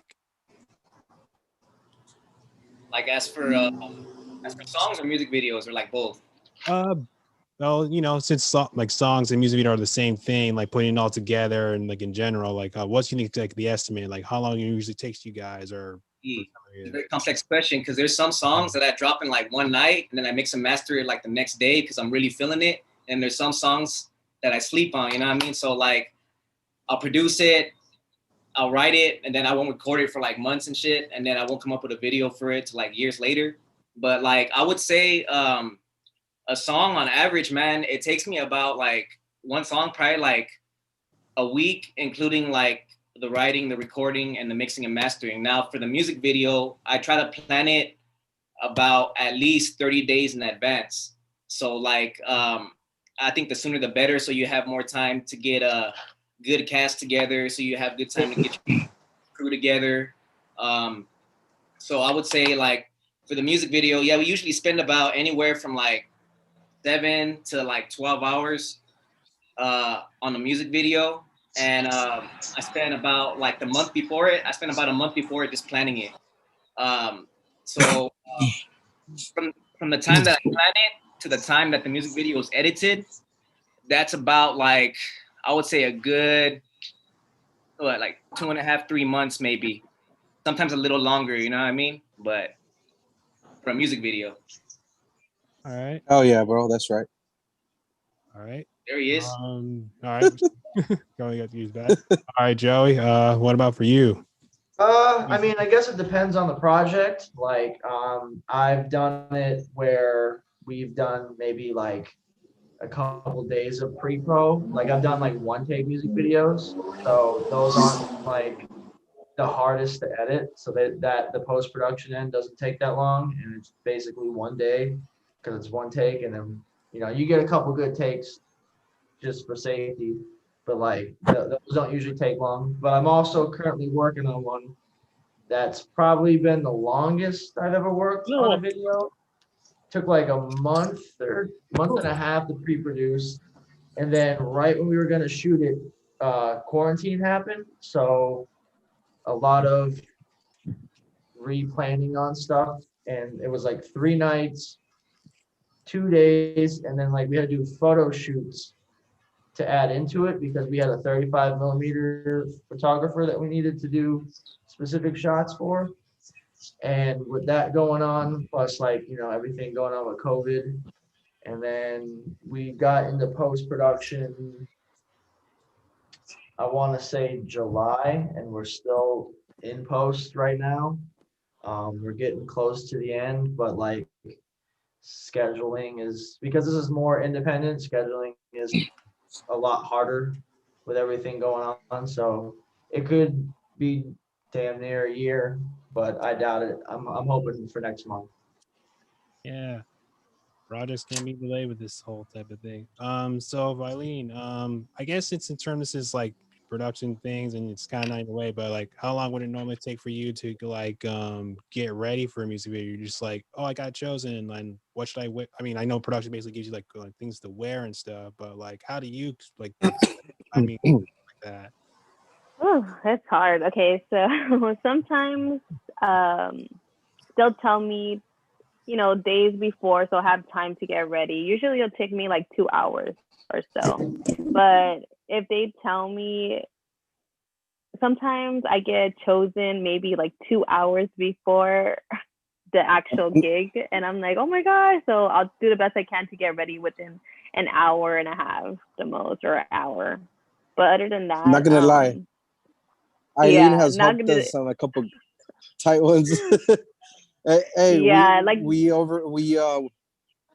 went all out with Eileen. You could say everybody kept wanting the same, the same model, yeah. huh? Hey, we would send them a couple pictures of a couple models. Oh, Eileen would always be one of the picks. Hey, you're For in sure. Little Chino's video, right? You're in Little Chino's Dope Boys video, or Yeah. For me, Oh, he's talking about me that I thought was the model there. But I but thought yeah, me. it's definitely but it definitely depends. But for me overall, my appearance is what sells, so I have to work out. So I work out, I do the best I can to work out at least 3 times a week. So that's kind of how I prepare myself. Just my overall appearance is what sells, so I have to prepare myself to do that. Working out, eating healthy, taking care of myself. Good positive motivation. I like it. All right, Oscar.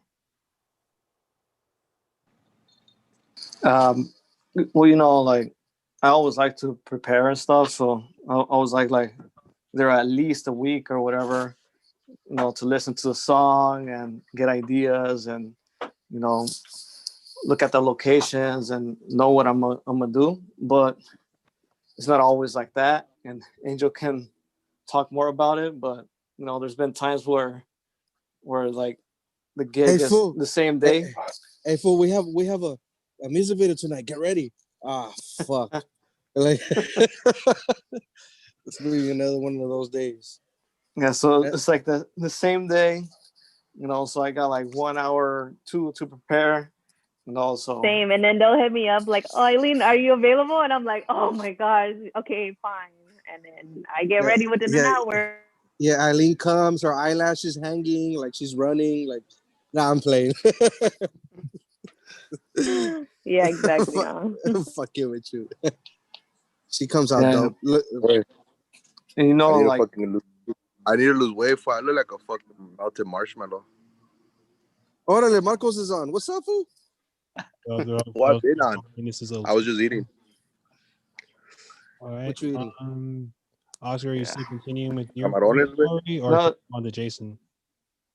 well, just Hey. one last thing, like you always try to make the best out of it, and you don't want to put shitty work out there, because then it's your name on it. So I always try my best, to even if it's only got 1 hour to prepare. Right. That's me. So normally depends on what it is. So when it comes to photos, generally like this one that I'm working on now, I get 3 days before. And then when it comes to videos, generally like 2 weeks before, or sometimes just a week before, which makes it a little harder because you're in crunch time trying to shop around for the right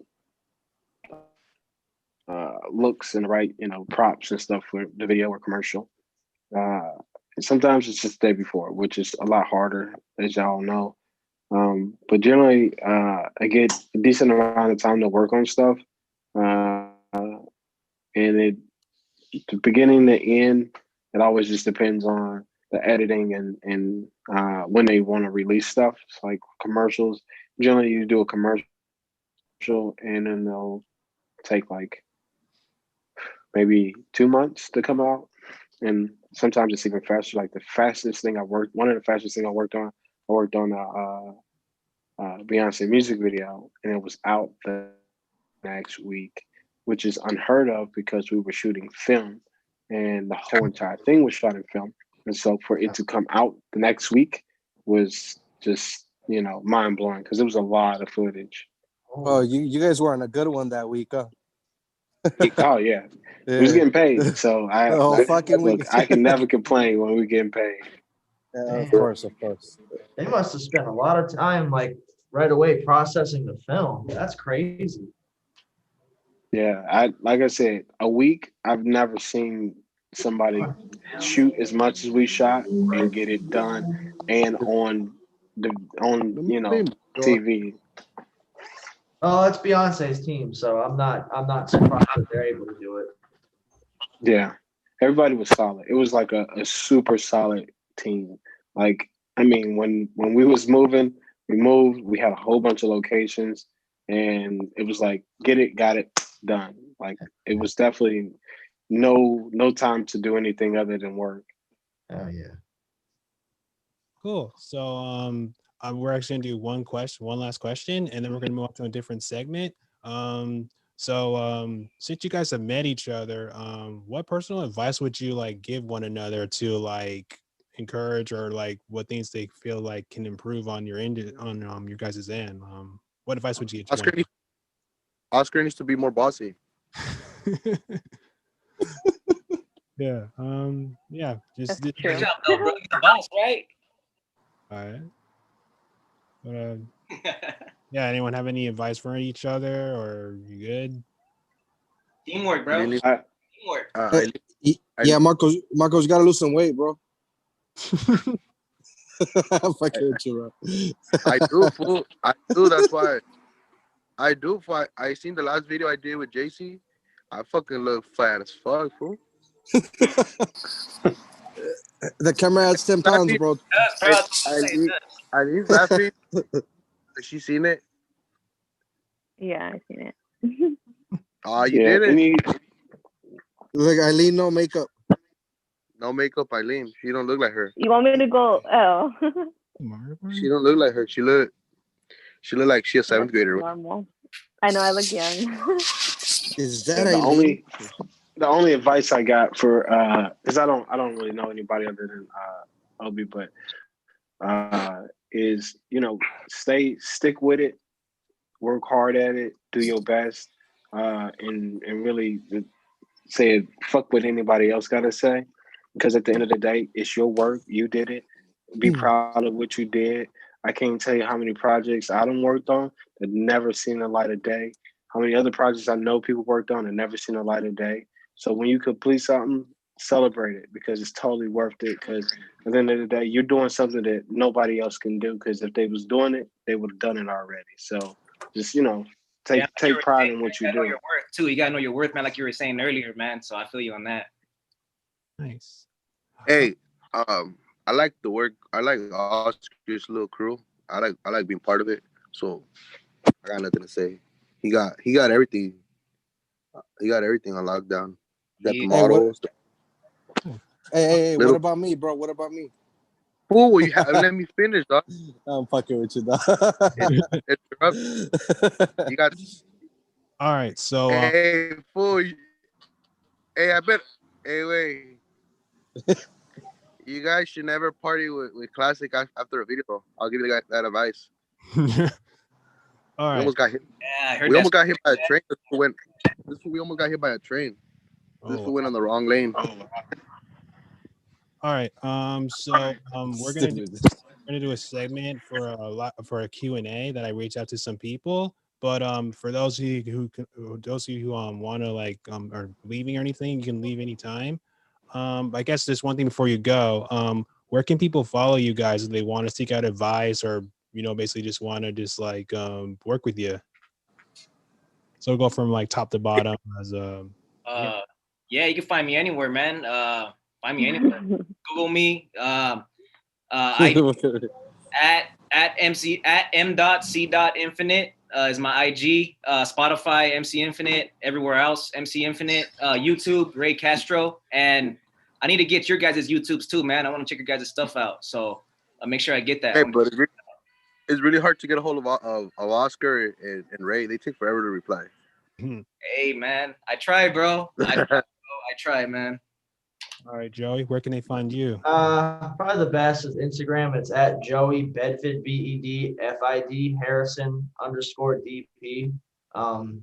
My YouTube channel is just Joey Harrison, but it's basically linked in my Instagram, so just go from there.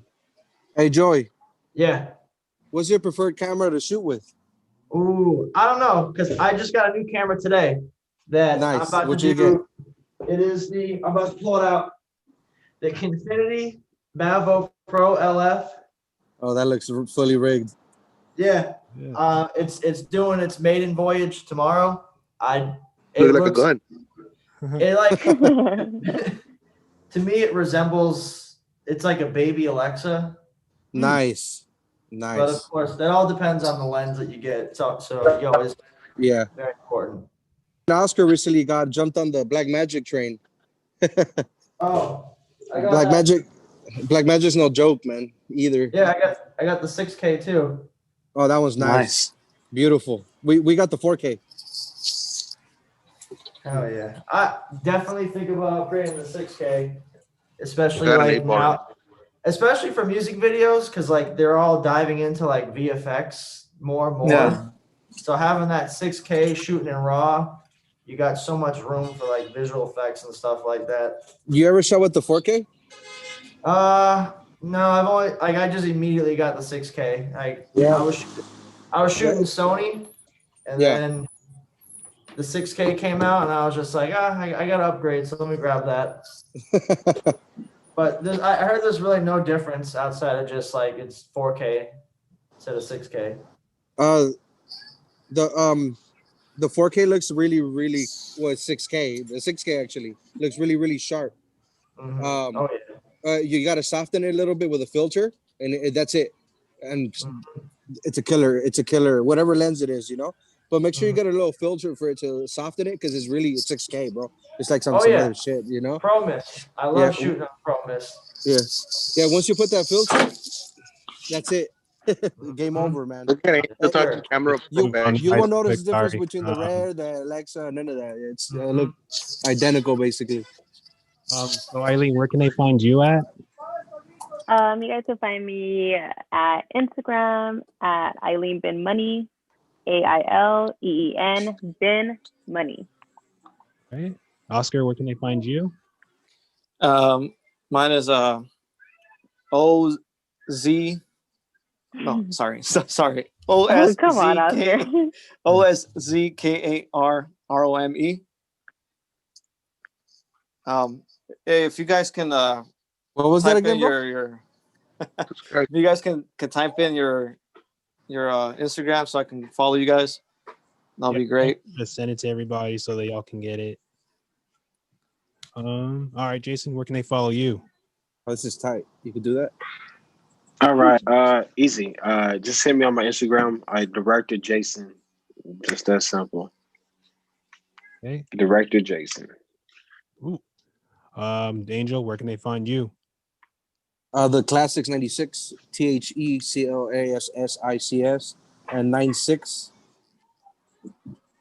Right, dope. And Lil Chino, where can they find you?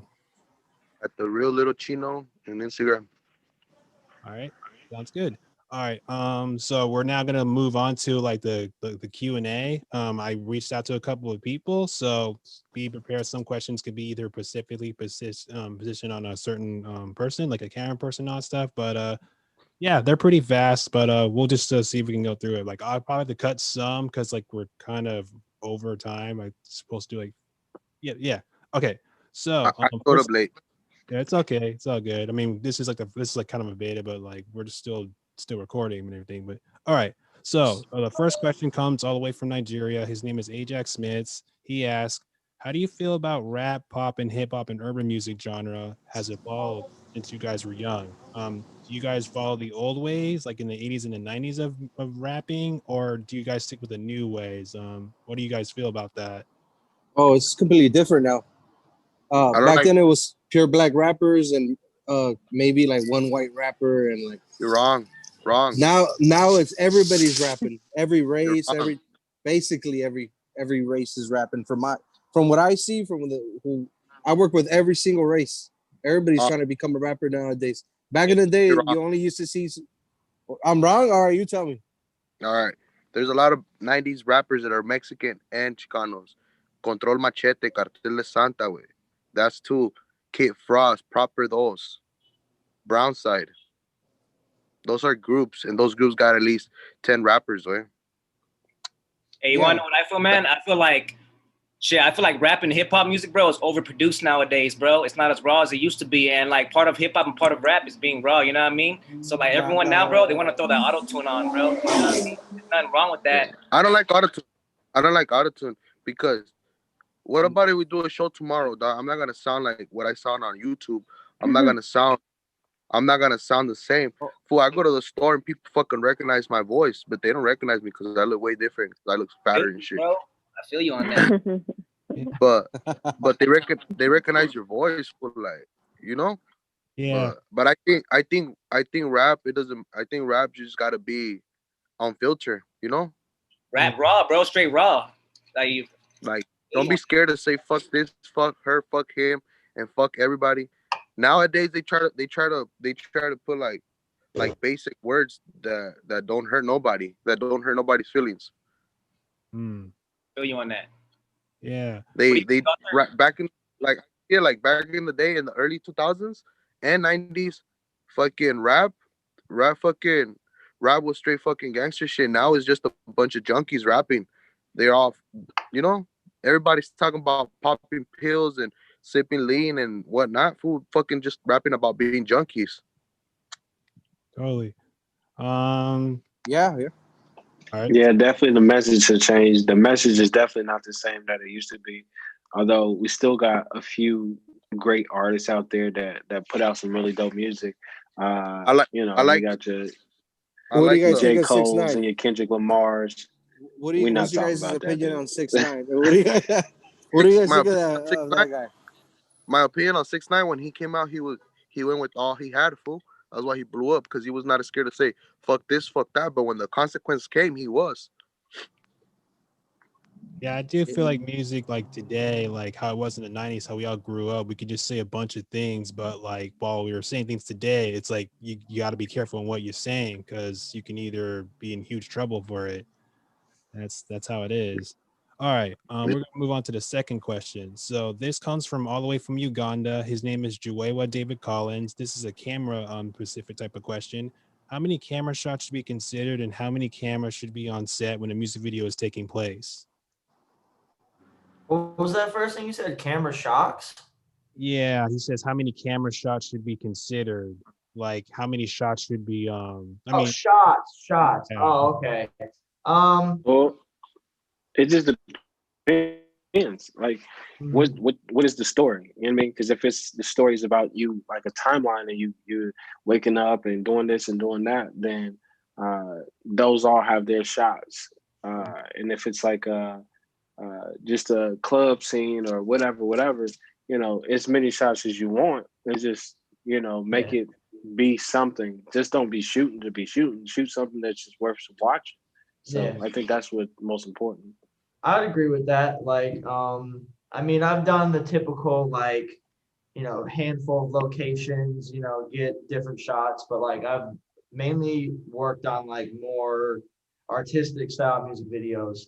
So like we have every shot specifically already like storyboarded, and like, you know, we'll grab some extra stuff here and there, but like it all depends. And like for the amount of cameras, I don't think I've done one music video with multiple cameras. I've always kept it one camera. Like one camera. I think I've done a cypher where I had 3 cameras, but that wasn't, I wouldn't consider that like a music video. Wow. I've worked on a set where they use like 2 cameras, but to me, like I feel like one is way better, because there's always those times where like you're like both shooting at the same time, and then one of them gets in front of the other. So like I don't know, to me like it's just wasted footage. Yeah, I mean, I would say I definitely agree with that, but like it makes you think. It makes you like get creative. Because like a lot of people will hide behind multiple cameras, like, oh, we got all these shots, we can work with it, but they're just like basics, I got a wide, medium, and tight shot. Like that, especially in music videos where like that's the big thing outside of the song. Like at least with like short films, like you have the acting, you have the set design, you have the lighting, you have a lot more to like focus on. With music videos, it's the visual. So you want people to like really focus on those shots. Okay. We'll move on to the final question. I mean, there was two others, but we have to like keep it short. So this comes from Mashrud from Bangladesh. It's kind of a question that I think we kind of answered, but he says, how does a music video work with budget, and what type of equipments are used nowadays for music videos? Do you also consider like using for like story type of music videos? Do they use like storyboards or anything like that, or just it really depends on the budget? Or how do you guys feel about that or think? Uh, I love storyboarding. I guess that's like a side thing that I can do, but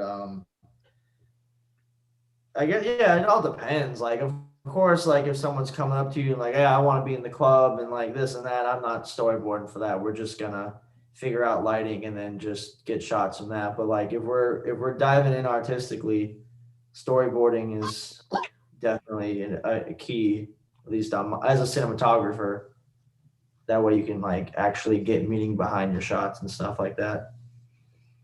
Okay. All right. Yeah, that's pretty much it. So I would first like I just want to really thank you guys for coming. Like this was like almost like literally 2 weeks of planning, even though 2 weeks.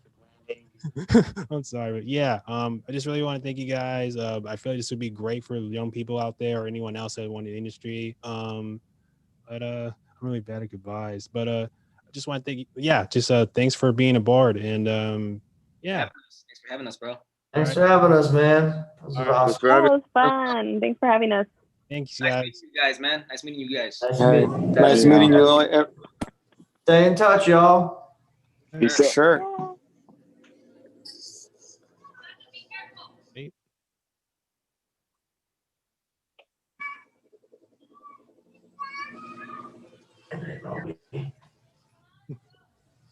Just gonna do my outro and then like the summary and then just finish all of it.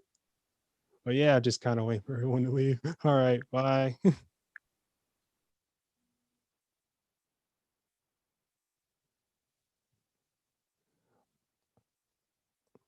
right. All right. Well, that was fun. I would like to thank all my participants for coming aboard. That was kind of late. I know. I'm sorry. But before, I mean, no. Sorry. I'm just really just so. So what I've learned about the music video, it's truly a business of talent, sacrifice, and willpower. Some of them had full-time jobs, and some didn't even have the right to. Sorry, there have been some good and some bad days for them. But music, the artists that do end up make. Sorry, this is my first time. But basically, I guess I'm just trying to say is this type of business has been around for a very long time. It's been like since it started in the 1920s, like it can be almost from like 94 years or to 93 or 96. But there's one thing I kind of feel like in the music video industry, it's a business that will never stop because it will always be an original idea. And by that, I mean, take a movie, for example, like Casablanca. Like you can basically say it's the greatest movie of all time and you can try to remake it, but it would kind of lose its value. But for music videos, well, it's always will be an original idea how you can basically just make this and no one can really can try to remake it because it's an original thing, original cinematographers, original models. Sure, you can try and remake something of a music, but it's just not going to lose it's just going to lose its value. That's what I'm trying to say. Yeah. What else? But yeah, I'm sorry. This was a little bit outrun. This is like my very first thing. And I hope you guys did learn something. And all right, everyone, thanks for watching and the live stream. I hope you find what you're looking for in life. Like I feel like I'm definitely going to be more better than the next episode for sure. But I just really hope you guys did learn something. Okay. All right. So I'm Maria Juara and take care.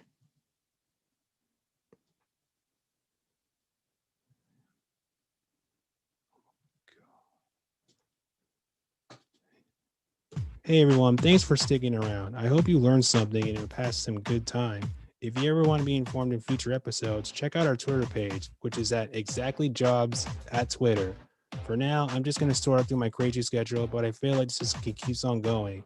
But I hope you find which career you're looking for. And yeah, there's something out there for everybody. You just got to keep on looking. So I'm Amobi Juara, and I'm kind of sorry for my early podcast, but I'll be more professional next time. See ya.